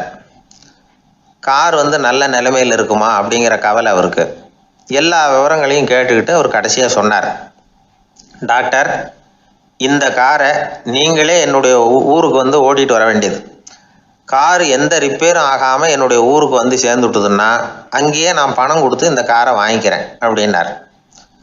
நம்ம கார் அவ்வளோ தூரத்துக்கு வழியில் எந்த கோளாறும் இல்லாமல் போய் சேருமா அப்படிங்கிற சந்தேகம் டாக்டருக்கு. அவர் என்ன செஞ்சார் தெரியுமா? தன்கிட்ட வேலை கேட்டு வந்திருந்த இளைஞர் பால் ஹாஃப்மேனை கூப்பிட்டார். அவர்கிட்ட சொன்னார், இதை பாருப்பா, இந்த காரை நீ அவருடைய ஊர் வரைக்கும் நல்லபடியாக ஓட்டிகிட்டு போய் சேர்த்துட்டீன்னா உனக்கு நான் வேலை கொடுத்து விட்றேன். அது மட்டும் இல்லை, காரு விற்கிற தொகையில் கமிஷனும் கொடுக்குறேன், என்ன சம்மதமா அப்படின்னு கேட்டார். ஹாஃப்மேன் யோசனை பண்ணார். அதுக்கப்புறம் சரின்னு சொல்லி சம்மதிச்சார். கொஞ்ச நேரத்தில் அவரும் கார் வாங்க வந்தவரும் புறப்பட்டாங்க. இவர் ரொம்ப சிரமப்பட்டு வழியில் எங்கேயும் நிறுத்தாமல் காரை ரொம்ப சாமர்த்தியமாக ஓட்டிகிட்டு போய் சேர்த்துட்டார். இவரை அழைச்சிக்கிட்டு வீட்டுக்குள்ளே போனார். அப்புறம் கேட்டார், இதை பார்ப்பா, இப்போ சொல்லு, இந்த காரோட நிலைமை இப்போ எப்படி இருக்குது? உண்மையிலேயே இது நல்ல நிலைமையில் இருக்குதா? உன்னுடைய மனசாட்சிப்படி பதில் சொல் அப்படின்னார். இவரும் உடனே காரு நல்ல நிலைமையில தான் இருக்குது அப்படின்னு சொல்கிறதுக்கு வாயை திறந்தார். அதுக்குள்ளே பார்வை எதிரில் உள்ள சுவர் மேலே பட்டுது. அங்கே இயேசுநாதர் படம் ஒன்று மாட்டியிருந்தாங்க. அதுக்கு அடியில் எழுதியிருந்த வாசகம் என்னன்னா, நீ பேசும் ஒவ்வொரு வார்த்தையையும் இயேசு கவனித்து கொண்டிருக்கிறார் அப்படின்னு இருந்தது. அந்த வரிகளை பார்த்தார். உடனே காரு சரியில்லை அப்படிங்கிற உண்மையை சொல்லிவிட்டார். இவர் இப்படி சொன்னதும் இவரை ரொம்ப ஆச்சரியமாக பார்த்தார். இவர்கிட்ட இருந்த நேர்மை அவரை சிந்திக்க வச்சது. உன்னுடைய நேர்மையை பாராட்டுறேன், உனக்கு கமிஷன் கிடைக்கணுங்கிறதுக்காகவே நான் இந்த காரை வாங்கிக்கிறேன்னார். இப்போ அவர் திகைச்சு போய் நின்னார். மறுபடியும் அவர் சொன்னார், நீ காரை ஓட்டிகிட்டு வரும்பொழுதே உன்னுடைய திறமையை பார்த்தேன், உனக்கு விருப்பம் இருந்தால் நீ என்கிட்டயே வேலைக்கு சேர்ந்துடலாம் அப்படின்னார். பால் ஹாஃப்மேன் அவர்கிட்ட வேலைக்கு சேர்ந்தார். படிப்படியாக முன்னேறினார். கடைசியில் பார்த்தீங்கன்னா அமெரிக்காவினுடைய நிதி ஆலோசகராக ஆனார். அதுக்கப்புறம் அவர் அந்த பழைய சம்பவத்தை எப்பவும் மறக்கிறதில்ல, அடிக்கடி சொல்கிறது உண்டு. அதனால் இதிலேருந்து நாம் தெரிஞ்சுக்க வேண்டியது என்னென்னா, வாழ்க்கையில் முன்னுக்கு வரணும்னா உழைப்பு மட்டும் போதாது, நேர்மையும் வேணும். ஆனால் இந்த காலத்தில் சிலருடைய நேர்மை நமக்கு ஆச்சரியமாக கூட இருக்கும். ஒருத்தர் புஸ்தக கடை வச்சுருந்தார். ரொம்ப நேரமாக தேடி ஒரு புத்தகத்தை கையில் எடுத்தார். அதுக்கு பில் போட சொன்னார். அந்த புத்தக கடைக்கு வந்த இன்னொருத்தர் பில் போடுறவர், சார் இந்த புத்தகம் மகா அறுவை, மகா மட்டம், இது வேணாம் உங்களுக்கு, வேற ஏதாவது ஒன்று பாருங்கன்னார். புத்தக கடை வச்சிருக்கிறவரே இப்படி சொன்னார். வாங்க வந்தவர் இவர் ஆச்சரியமாக பார்த்தார். உங்கள் நேர்மையை பாராட்டுறேன், அது சரி, இந்த புத்தகத்தை ஏற்கனவே நீங்கள் படித்து பார்த்துட்டீங்களான்னு கேட்டார். அதை படித்து வேற பார்க்கணுமான்னார். அப்புறம் எப்படி இது மகா மட்டம்னு சொல்கிறீங்க அப்படின்னார். அதை எழுதினவனே நான் தான் சார் அப்படின்னார் அவர். இது ஒரு விதமான நேர்மை, நேர்மையை ஒத்துக்கிறது. எப்படி இருந்தாலும் வாழ்க்கையில் உழைப்பும் நேர்மையும் உயர்வதற்கு வழிகள். உழைப்பை விட நேர்மை முக்கியம் அப்படிங்கிறத புரிந்து கொண்டால் வாழ்க்கையில் வெற்றி நிச்சயம்.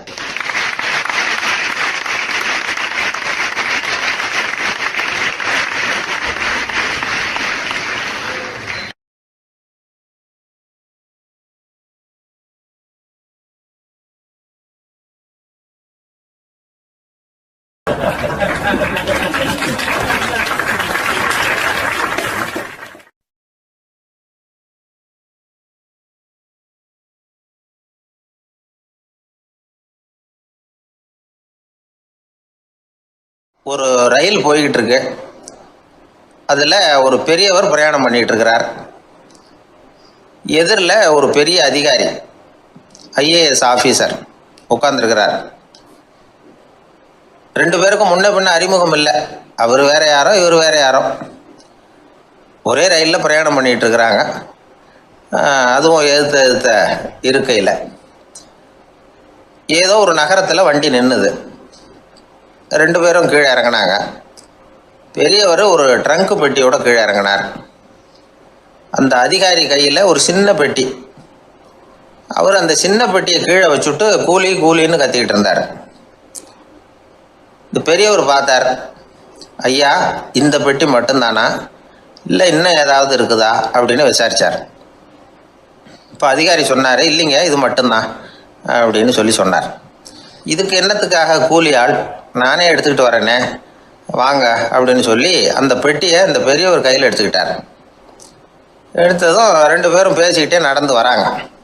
இப்போ பெரியவர் சொன்னார், இப்போ உள்ள நாகரிகம் எப்படி இருக்குன்னா, சுமை கால் பணம், சும கூலி முக்கால் பணம் அப்படிங்கிற மாதிரி இருக்குது.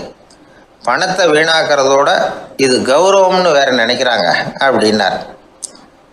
அவர் சொல்கிறது சரிதான். 10 ரூபாய் மதிப்புள்ள ஒரு சுமையை 30 ரூபா கொடுத்து தூக்கிட்டு போவோம். நாமே அதை தூக்கினா நமக்கு கௌரவ குறைச்சல் அப்படின்னு நினைப்போம். இதுதான் நம்ம நிலைமை. ஆனால் அந்த பெரியவர் என்ன சொன்னார் தெரியுமா? நீங்கள் எங்கே போகணுமோ அது வரைக்கும் நானே இதை எடுத்துகிட்டு வரேன் அப்படின்னார். அந்த அதிகாரி பக்கத்தில் உள்ள ஒரு ஹோட்டல் வரைக்கும் போனார். பெரியவரும் அங்கே கொண்டுட்டு போய் பெட்டியை வச்சார். உடனே அந்த பெரிய அதிகாரி அவருக்கு பணம் கொடுக்கறதுக்காக பர்ஸை எடுத்தார். உடனே இவர், ஐயா, எனக்கு கூலி எதுவும் வேணாம், உங்களுக்கு சேவை செய்கிறது என்னுடைய கடமை. நான் இந்த சேவையை செய்தது பணத்துக்காக இல்லை, அன்புக்காக அப்படின்னு சொல்லிவிட்டார். அதுக்கப்புறம் அவர் நன்றினார். 2 பேரும் பிரிஞ்சுட்டாங்க. இது முடிஞ்சது. அன்னைக்கு சாயந்தரம் அங்கே ஒரு பெரிய கூட்டம் நடக்குது. இந்த அதிகாரியும் அந்த கூட்டத்துக்கு போகிறார். மக்கள் கூட்டம் ரொம்ப அதிகம். அதனால் இந்த அதிகாரியும் ஒரு ஓரமாக உட்காந்துக்கிட்டார். அப்புறம் கொஞ்ச நேரத்தில் இந்த முக்கிய விருந்தினர் பேசுகிறதுக்காக வரார் மேடைக்கு. மேடையில் இருந்த பெரியவங்கள்லாம் எழுந்திரிச்சு நின்று அவருக்கு மாலை போட்டு மரியாதை செய்கிறாங்க. எங்கேயோ ஒரு மூலையில் உட்காந்துருந்தார் அதிகாரி. அவர் இதை கவனித்தார். அவருக்கு ரொம்ப ஆச்சரியம், அதிர்ச்சி. ஏன்னா அங்கே பேச வந்த முக்கிய விருந்தினர் வேற யாரும் இல்லை, இன்னைக்கு காலையில் இவர் பெட்டியை தூக்கிட்டு வந்தார் பெரியவர், அவர் தான். சரி, அந்த பெரியவர் யார் தெரியுமா? அவர் தான் ஈஸ்வர சந்திர வித்யாசாகர். கூட்டம் முடிஞ்சது. அதிகாரி அவரை தேடி ஓடினார். அவர் கைகளை பிடிச்சிக்கிட்டார். ஐயா, என்னை மன்னிச்சுருங்க அப்படின்னாரு. அப்புறம் சொன்னார், அகங்காரங்கிற கெட்ட புத்தி தான் உண்மையை கண்கள்ல இருந்து மறைக்குது. அகங்காரம் தான் மனுஷனை அழிக்குது. நீங்கள் ரொம்ப பெரிய மனிதர், இருந்தாலும் மனிதத்தன்மையோடு நடந்துக்கிறீங்க. இந்த அன்பு, தயவு, பொறுமை இதெல்லாம் இல்லைன்னா மனிதனாக இருக்கிறதுல என்ன பிரயோஜனம் அப்படின்னு சொல்லிவிட்டு அந்த அதிகாரி போனாராம். மனிதத்தன்மைன்னா என்ன அப்படிங்கிற கேள்விக்கு இந்த பெரியவர் ஒரு உதாரணம். இப்பெல்லாம் அப்படியா இருக்கிறாங்க? ஒரு பெரியவர் ஒரு பெட்டியை தூக்கிட்டு வந்துக்கிட்டு இருக்கிறார். ஒரு இளைஞன் ஓடி வந்தான். கொடுங்க சார், நான் தூக்கிட்டு வரேன்னா. கொடுத்தார். வாங்கி தலையில் வச்சுக்கிட்டான். அப்புறம் சொன்னான், அடுத்தவங்க சிரமப்படக்கூடாதுங்கிறது என்னுடைய கொள்கை அப்படின்னா. அது நல்லது தான்னார் அவர். கடைசியில் பெட்டியை கொடுத்தான். வாங்கிக்கிட்டு பர்ஸை திறந்தார் பணம் கொடுக்கறதுக்காக. வேணாங்க அப்படின்னு விட்டான் அந்த இளைஞன். ஏன்னார், நான் சொன்னேன் அடுத்தவங்க சிரமப்படக்கூடாதுங்கிறது என்னுடைய கொள்கைன்னு.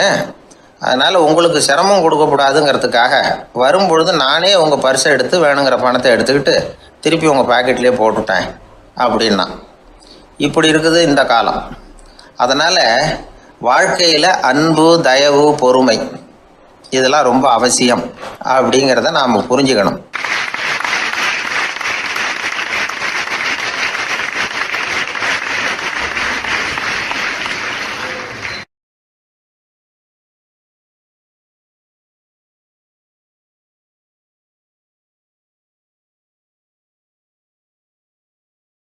ஒரு பூங்கா, அங்கே ஒருத்தர் நின்றுட்டு இருக்கிறார்.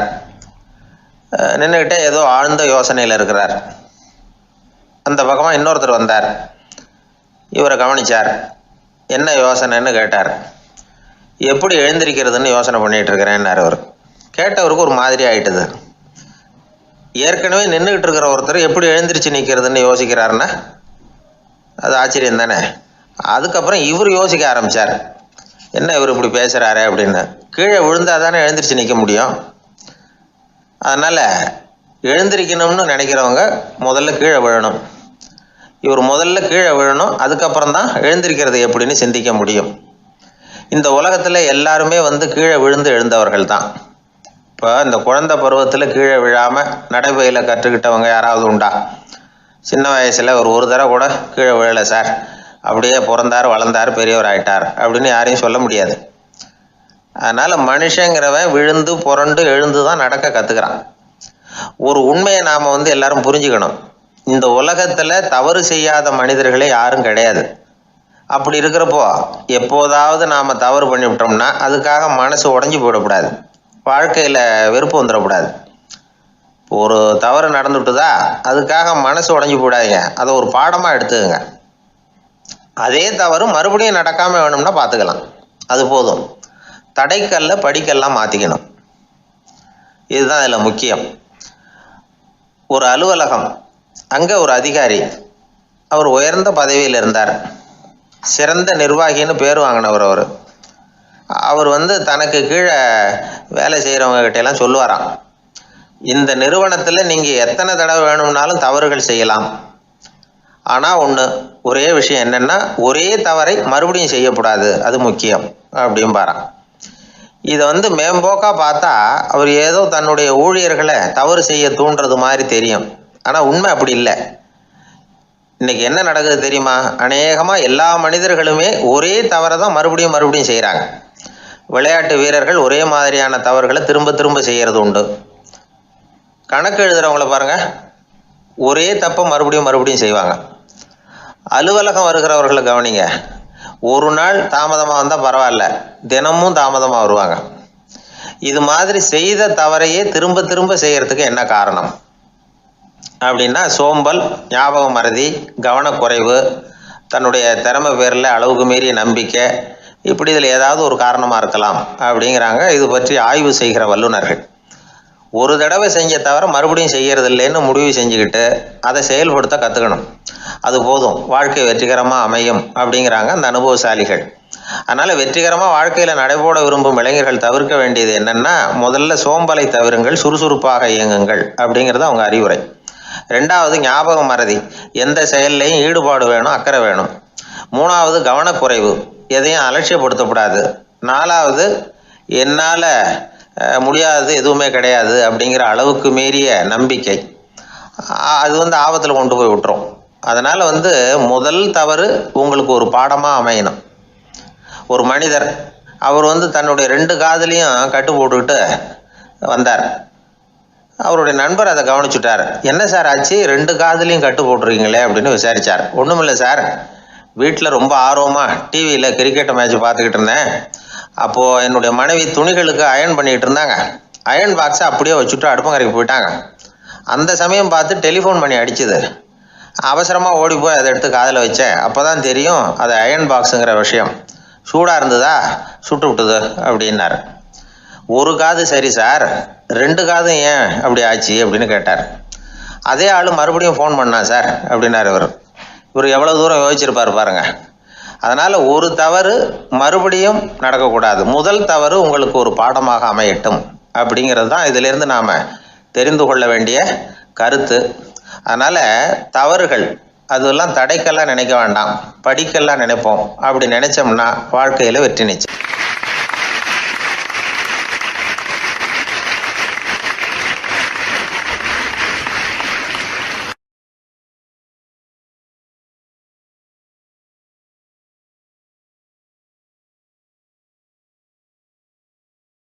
ஒரு மனிதர் அவர் யாருக்கிட்டே தொலைபேசியில் பேசிகிட்டு இருக்கிறார்.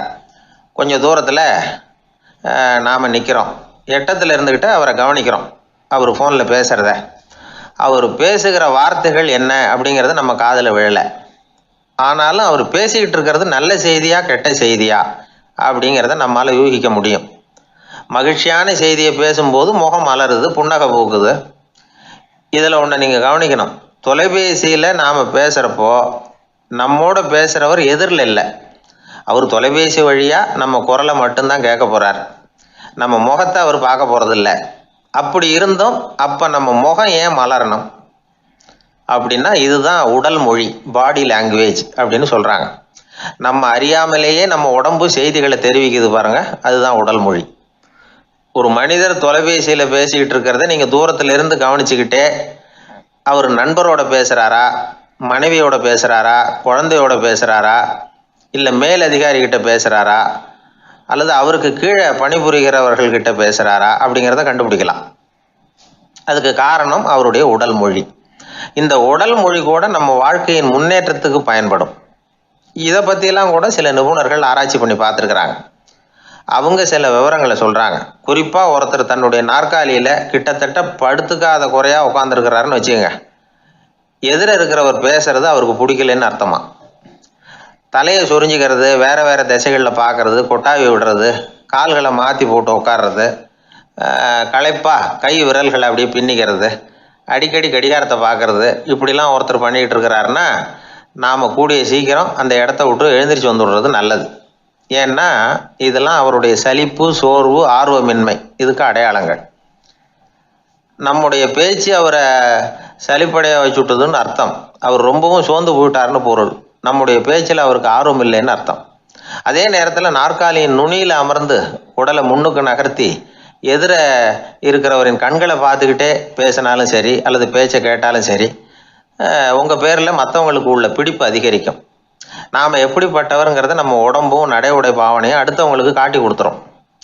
உங்கள் உடம்பு, உங்கள் பார்வை, நடை, உட்கார்ற விதம், இதை வச்சுக்கிட்டே நீங்கள் பொறுப்புள்ளவரா, முரடரா, அலட்சியமானவரா, மரியாதை தெரிஞ்சவரா, அடக்கமானவரா, நம்பிக்கைக்கு உரியவரா, நாணயம் இல்லாதவரா, பயந்தவரா, திறமைசாலியா, அப்பாவியா அப்படிங்கிறதையெல்லாம் கண்டுபிடிச்சிடலாம்.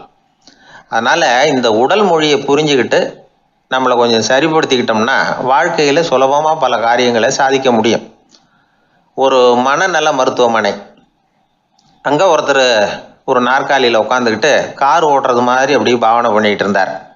ஸ்டேரிங்கை திருப்புறது மாதிரி, பின்னாடி வர்ற வண்டியை நிற்க சொல்கிறது மாதிரி, அப்புறம் இவர் ஒதுங்கிக்கிட்டு அவருக்கு வழி விடுறது மாதிரி, இப்படிலாம் சேட்டைகள் பண்ணிக்கிட்டு இருந்தார் மனநல மருத்துவமனையில். இதை பார்த்துக்கிட்டு இருந்த ஒருத்தர் பக்கத்தில் இருந்த இன்னொருத்தர்கிட்ட கேட்டார், இவர் ஏன் இப்படி பண்ணுறாரு, இவருக்கு ஏன் அப்படி வந்தது நிலைமை அப்படின்னு சொல்லி அவர் விசாரித்தார். அப்போ அவர் விவரம் சொன்னார். வேற ஒன்றும் இல்லைங்க, இவருக்கு கார் ஓட்டணும்னு ஆசை ரொம்ப காலமாக, அது நிறைவேறாமல் போயிட்டுது. அதுக்கப்புறம் அவர் மனநோயாளியை மாறிட்டார். இங்கே அழைச்சிட்டு வந்தாங்க. இங்கே அழைச்சிட்டு வந்ததுலேருந்து அப்படி தான் பண்ணிகிட்டு இருக்கிறார். அப்போ கார் ஓட்டுறது மாதிரிலாம் பாவனை பண்ணிகிட்டு இருப்பார், திருப்புறது மாதிரி பண்ணுவார், பின்னாடி வர்றவங்களுக்கு இடம் விடுவார், இப்படிலாம் செய்கிறார் அப்படின்னு விவரம் சொன்னாங்க. நீங்கள் சொல்லப்படாதா, இப்போ நீங்கள் கார் ஓட்டலை, வெறும் நாற்காலியில் தான் உட்காந்துருக்குறீங்க அப்படின்னு நீங்கள் சொல்லப்படாதா அவருக்கு அப்படின்னு கேட்டாங்க. அது முடியாதுங்க, ஏன்னா அந்த காரை கழுவுறதுக்காக அவர் தினமும் எனக்கு 10 ரூபா கொடுத்துக்கிட்டு இருக்கிறார் அப்படின்னாராம் அங்கே வேலை செஞ்சுக்கிட்டு இருந்த ஒருத்தர். அதனால் வாழ்க்கையில் நாம் இந்த உடல் மொழியை புரிஞ்சுக்கணும். உடல் மொழிங்கிறது இப்போ ஆரம்பத்தில் சொன்னது மாதிரி அந்த தொலைபேசியில் பேசுகிறவங்கள தூரத்திலேருந்து பார்த்தாவே அவர் யாருக்கிட்ட பேசுகிறார், என்ன பேசுகிறாருன்னு தெரியும். நம்ம முகத்தை நல்லா வச்சுக்கணும். உடல் மொழியை நம்ம புரிஞ்சுக்கிட்டு பயன்படுத்த ஆரம்பித்தோம்னா எந்த முயற்சி பண்ணினாலும் அதில் வெற்றி நிச்சயம்.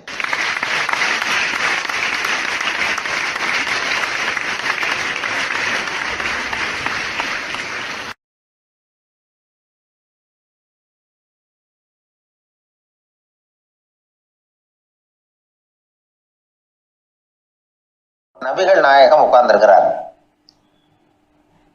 அந்த சமயம் அங்க வர்றாங்க. அவங்க கையில திராட்சை பழ கொத்து, அதை கொண்டுகிட்டு நபிகள் கிட்ட கொடுக்குறாங்க. சாப்பிடுங்க அப்படின்னு சொல்லி ரொம்ப அன்பா வேண்டிக்கிறாங்க. நபிகள் நாயகமும் ரொம்ப பிரியமா அதை வாங்கிட்டார். அதுக்கப்புறம் அதை சாப்பிட ஆரம்பிச்சார். நபிகள் நாயகம் மதீனாவில் தங்கி இருந்தப்போ இது மாதிரி நிறைய பேர் பழங்களையும் தின்பண்டங்களையும் கொண்டுகிட்டு கொடுக்கறது வழக்கம். நபிகள் நாயகம் என்ன பண்ணுவார்னா அதெல்லாம் வாங்குவார். உடனே பக்கத்தில் இருக்கிற தோழர்கள் எல்லாருக்கும் பகிர்ந்து கொடுப்பார், தானும் சாப்பிடுவார். இதுதான் எப்போதும் வழக்கம். ஆனால் இந்த தடவை என்னாச்சு தெரியுமா, அவர் அப்படி பண்ணல.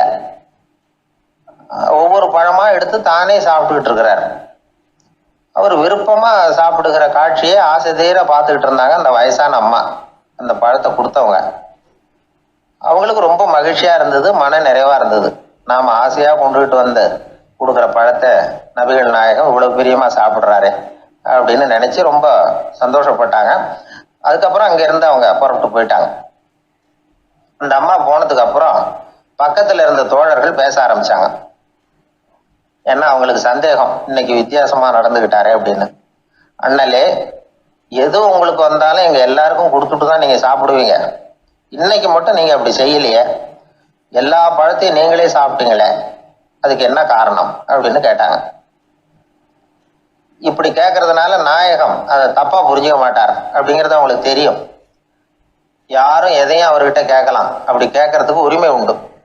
இந்த ஜனநாயக முறைகளுக்கு அவர்கள் கொடுத்த மரியாதை இது. தோழர்களின் கேள்விக்கு நபிகள் பதில் சொல்ல ஆரம்பிச்சார். நண்பர்களே, அந்த அம்மா ரொம்ப பிரியமா அந்த பழங்களை என்கிட்ட கொண்டுகிட்டு கொடுத்தாங்க.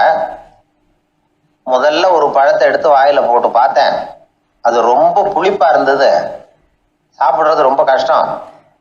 உங்ககிட்ட யாருக்காவது அதை கொடுத்துருந்தா அதுல வாயில போட்டதும் புளிப்பு தாங்காம முகம் சுழிச்சிருப்பீங்க. அதை அந்த அம்மா பார்த்துட்டாங்கன்னா வருத்தப்பட்டிருப்பாங்க. ஆசையா கொண்டுகிட்டு நமக்கு கொடுத்துருக்குறாங்க, அவங்க அன்பான மனசை நோகடிக்கிறதுக்கு நான் விருப்பப்படலை. அதனால முகம் சுளிக்காம சாப்பிடணுமேங்கிறதுக்காகத்தான் அந்த பழங்கள் பூராவே நானே சாப்பிட்டுட்டேன் அப்படின்னு புன்முறுவலோட பதில் சொன்னாராம் நபிகள் நாயகம். இன்னொருத்தர் மனசு புண்படக்கூடாதுங்கிறதுக்காக புளிப்பையும் இனிப்பா ஏற்றுக்கொள்ளுகிற பண்பாடு இருக்கு பாருங்க, அது ஒரு பெரிய நாகரிகம். அது எல்லாருக்கும் சுலபமா வந்துடாது. நல்லா இருக்கிற பழத்தையே என்ன இவ்வளவு மோசமா இருக்குன்னு சொல்லுகிறவர்கள் தான் நம்ம கிட்ட அதிகம். இந்த காலத்துல இல்வாழ்க்கையில இந்த நாகரிகத்தை சில பேர் கடைபிடிக்கிறது உண்டு. நல்லா இருக்க இல்லையோ முகம் சுளிக்காம சாப்பிட்ருவாங்க. ஏன்னு கேட்டா, எதுக்காக சார் வீண் வம்பு, ஏதோ நமக்குன்னு கொடுத்து வச்சது அவ்வளவுதான் அப்படின்னு நினைச்சுக்கிட்டு போக வேண்டியது தானே அப்படிம்பாங்க. இவங்கெல்லாம் கூட ஒரு விதத்துல பண்பாடு தெரிஞ்சவர்கள் தான். ஒரு ஆளு ஊர்லாம் சுத்தி விட்டு கடைசியில அழுத்து போய் ஒரு ஹோட்டலுக்குள்ள நுழைஞ்சானான். ரொம்ப களைப்பா இருந்தது அவனுக்கு. அதனால ரொம்ப களைப்படைஞ்சு போய் ஒரு நாற்காலியில போய் உட்காந்துருக்கிறான். இவனை பார்த்ததும் சர்வர் ஓடி வந்தார். சார் உங்களுக்கு என்ன வேணும்னு கேட்டார். எனக்கு தேவை 2 தோசையும் கொஞ்சம் அன்பான வார்த்தைகளும் அப்படின்னா. சர்வர் உள்ள போனார், 2 தோசையை கொண்டாந்து வச்சார். அன்பான வார்த்தை கேட்டனே அப்படின்னா இவன். சர்வர் ரொம்ப பணிவா குனிஞ்சு இவன் காதோரமா சொன்னார், ஐயா இந்த தோசையை சாப்பிட்றாதீங்க, புளிச்சு போன பழைய மாவு அப்படின்னார். இது பாருங்க, அன்பான வார்த்தையும் 2 தோசையும் கேட்டார், கொண்டாந்து கொடுத்துட்டார். இப்படி இருக்கிறவர்களும் இன்றைய மனிதர்கள்ல அதிகம். அதனால மனிதர்கள் ஒவ்வொருத்தரும் ஒவ்வொரு விதம். நம்ம கிட்ட பிரியமா நடந்துகிறவர்கள் மனம் கோணும்படி நாம் நடந்து கொள்ளக்கூடாது அப்படிங்கிறது தான் நபிகள் நாயகம் அவருடைய செயல் மூலமா நமக்கு உணர்த்தி இருக்கிற வாழ்வியல் உண்மை.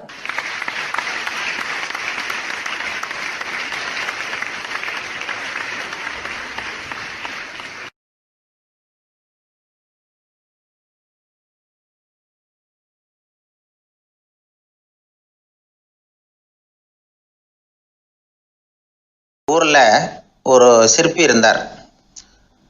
சிற்பின்னா அவர் ரொம்ப திறமையுள்ளவர்.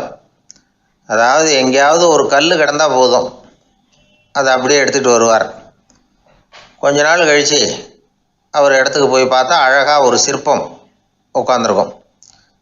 இந்த கல்லாக கிடந்தது சிற்பமாக மாறி இருக்கும். அந்த அளவுக்கு பண்ணிவிடுவார். அப்பேற்பட்ட சிற்பி. எப்படிங்க அவ்வளவு மோசமான ஒரு கல்லில் இருந்து இவ்வளவு அழகாக ஒரு சிற்பத்தை உங்களால் வடிக்க முடிஞ்சுது அப்படின்னு கேட்டால், அது ஒன்றும் பெரிய விஷயம் இல்லைங்க. இந்த சிற்பம் ஏற்கனவே அந்த கல்லுக்குள்ளே இருந்தது. இதை சுற்றி இருக்கிற வேண்டாத பகுதிகளெல்லாம் உளியால் கொத்தி எடுத்துவிட்டேன், அவ்வளவுதான் என் வேலை. உடனே உள்ளே இருந்தது வெளியில் வந்துட்டுது அப்படிம்பார். அந்த அளவுக்கு திறமைசாலி. ஒரு சின்ன பாறை இல்லைன்னா கருங்கல்ல பார்த்துட்டாருன்னா போகிறோம், விடமாட்டார். அந்த கல்லோட அமைப்பை கவனித்து பார்த்துட்டு இதுக்குள்ளே ஒரு வீரன் ஒளிஞ்சிருக்காம்பார். அவர் கண்ணுக்கு தெரியும். இந்த கல்லுக்குள்ளே ஒரு துறவி உட்காந்துருக்காரும்பார். நமக்கெல்லாம் வெறும் கல்லாக தான் தெரியும். இந்த கல்லுக்குள்ளே ஒரு நடன மங்கை நடனம் ஆடிக்கிட்டு இருக்கா அப்படிம்பார்.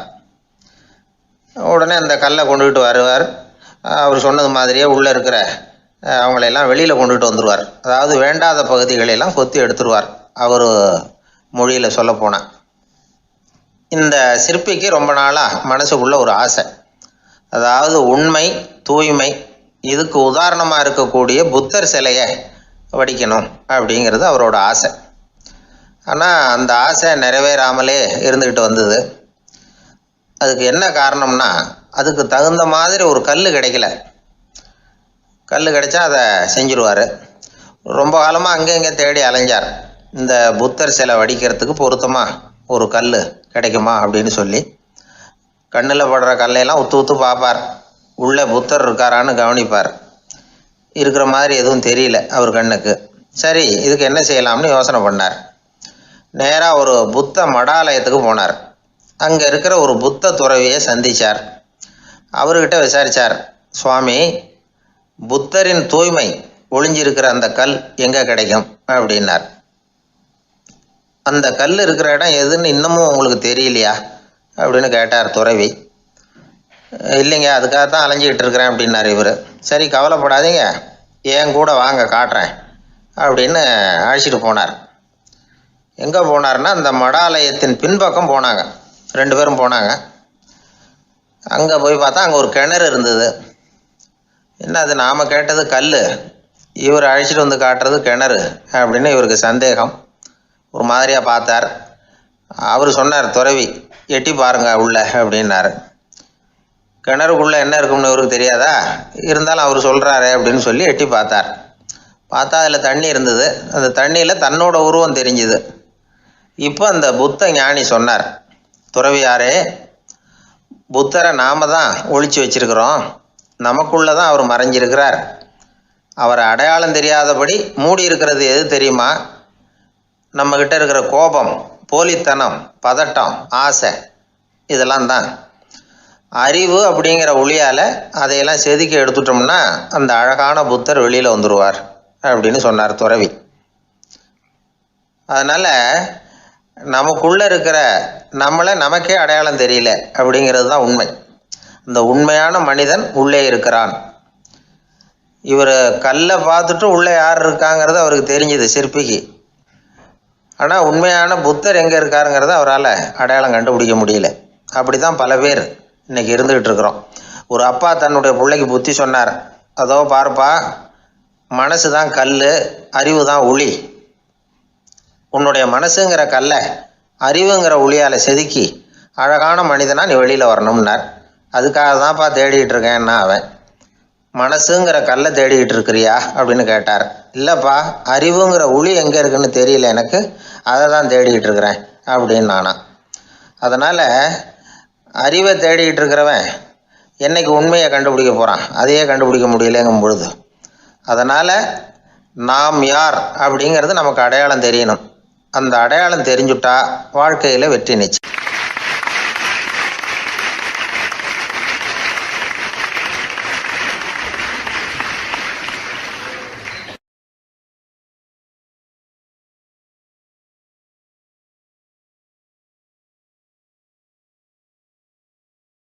ஒரே ஒரு ஊரில் ஒரு ராஜா இருந்தார், ரொம்ப நல்லவர். ஒரு நாள் அரண்மனையில் விசாரணை நடந்துக்கிட்டு இருக்குது. அதில் ஒரு வழக்கு. ஒரு விவசாயி வந்து புகார் கொடுக்குறார். என்ன புகார்னா, அவர் வயலில் ஆடுகள் வந்து மேய்ஞ்சி பயிரை அழிச்சுட்டுது. நிறைய உழைச்சி செலவு பண்ணி பயிரை உண்டாக்கி வச்சுருந்தேன், எல்லாம் போயிட்டுது. இனிமேல் நான் என்ன செய்கிறது? நீங்கள் தான் சரியான தீர்ப்பு வழங்கணும் அப்படின்னார் அந்த விவசாயி. அந்த ஆடுகளுக்கு சொந்தக்காரர் யாருன்னு கண்டுபிடிச்சி அரண்மனைக்கு அழைச்சிட்டு வாங்கன்னு உத்தரவு போட்டார் ராஜா. சேவகர்கள் போனாங்க, ஆளை கண்டுபிடிச்சாங்க, கூப்பிட்டுக்கிட்டு அரண்மனைக்கு வந்துட்டாங்க. ராஜா விசாரணை பண்ணார். அப்புறம் விசாரித்து முடிச்சுவிட்டு தீர்ப்பு வழங்கினார். இந்த விவசாயி அடைந்திருக்கிற இழப்புக்கு ஈடாக உன்னுடைய ஆடுகளை அவங்ககிட்ட கொடுத்துட வேண்டியது அப்படின்னு சொல்லிவிட்டார். உன்கிட்ட இருக்கிற ஆடு பூரா அவன்கிட்ட கொடுத்துரு, அந்த ஆட்டுனால் ஏற்பட்ட இழப்பு சரியாக போகட்டும் அப்படின்னு தீர்ப்பு வழங்கிட்டார். அந்த மன்னருடைய மகன் இதை பார்த்துக்கிட்டே உட்காந்துருந்தான். இந்த தீர்ப்பை இன்னும் கூட சிறப்பாக வழங்கலாமே அப்படின்னு நினச்சான். அப்பாக்கிட்ட சொன்னான். உடனே அந்த அரசர், சரி நீயே இதுக்கு சரியான தீர்ப்பு சொல்லு அப்படின்னார். அந்த இளவரசன் தீர்ப்பு சொல்கிறான். அவன் சொன்ன தீர்ப்பு என்னன்னா, உங்ககிட்ட இருக்கிற ஆடுகள் எல்லாத்தையும் ஒரு வருஷ காலத்துக்கு அந்த விவசாயிகிட்ட ஒப்படைச்சிட வேண்டியது. அந்த ஒரு வருஷத்துக்குள்ள அந்த ஆடுகள் போடுற குட்டிகள், பால், எரு எல்லாம் விவசாயி எடுத்துக்க வேண்டியது. ஒரு வருஷத்துக்கு அப்புறம் உங்களுடைய ஆடுகளை நீங்களே திருப்பி வாங்கிக்க வேண்டியது. இதுதான் இளவரசன் சொன்ன தீர்ப்பு. இது சரியான தீர்ப்பு தான், இனிமேல் என்னுடைய அரச பொறுப்புகளை இளவரசர் வசம் ஒப்படைக்கிறேன் அப்படின்னு சொல்லி ஒப்படைச்சுட்டாராம். அதாவது தாவூத் நபி, சுலைமான் நபி இவர்களுடைய சரித்திரத்தில் இந்த சம்பவம் காணப்படுறதாக ஒரு நண்பர் சொன்னார். ஒரு தண்டனையை பெறுகிறவன் அதுக்கு பிறகு சமூகத்தில் நல்ல விதமாக வாழறதுக்கு வாய்ப்பு இருக்கிறது மாதிரி அமையணும் தீர்ப்பு. அதுக்கு இது ஒரு உதாரணம். சில தீர்ப்புகள் எப்படி அமைஞ்சு விடுதுன்னா, ஒரு தண்டனை அனுபவித்து முடித்தவன் அதுக்கப்புறம் அவன் இந்த சமூகத்தில் நல்லவனாக வாழறதுக்கு நினச்சா கூட அதுக்கு தகுதி இல்லாதவன் அப்படிங்கிற அளவுக்கு சூழ்நிலை அமைஞ்சிருது. இது சிந்திக்க வேண்டிய ஒரு செய்தி. இன்னொரு ஊரில் ஒரு ராஜா இருந்தார். அவர் ஒரு நாள் ஒரு போட்டி வச்சார். என்ன போட்டின்னா, அரண்மனை வாசலில் ஒரு பெரிய நீச்சல் குளம், அதில் நிறைய விஷப்பாம்புகள். எந்த இளைஞன் துணிச்சலாக அதில் நீச்சல் குளத்தில் குதித்து நீந்தி கரையேறி வர்றானோ அவனுக்கு 100 ஏக்கர் நிலம் பரிசாக வழங்கப்படும். அது வேணாம்னா 1000 ஆடுகள் பரிசாக வழங்கப்படும். அதுவும் வேணான்னா என்னுடைய மகளை வந்து கல்யாணம் பண்ணிக்கலாம். இதுதான் மன்னருடைய அறிவிப்பு. பரிசுலாம் நல்லா தான் இருக்குது, இருந்தாலும் பாம்புகள் உள்ள குளம்ங்கிறது நல்லா இல்லையே. அதனால் யாரும் அதில் குதித்து நீஞ்சறதுக்கு முன் வரல. இருந்தாலும் திடீர்னு ஒரு இளைஞன் அந்த நீச்சல் குளத்தில் குதிச்சான், நீந்தினா ஒரு வழியாக கரையேறி வந்துட்டான். மன்னருக்கு ரொம்ப மகிழ்ச்சி. நீ தான் தைரியமான இளைஞன், வா இப்படின்னு கூப்பிட்டார். கிட்ட வந்தான். அந்த இளைஞன் தண்ணீர் சொட்ட சொட்ட வந்து நிற்கிறான். சரி, உனக்கு 100 ஏக்கர் நிலம் வேணுமான்னு கேட்குறார். வேண்டாங்கிறான்.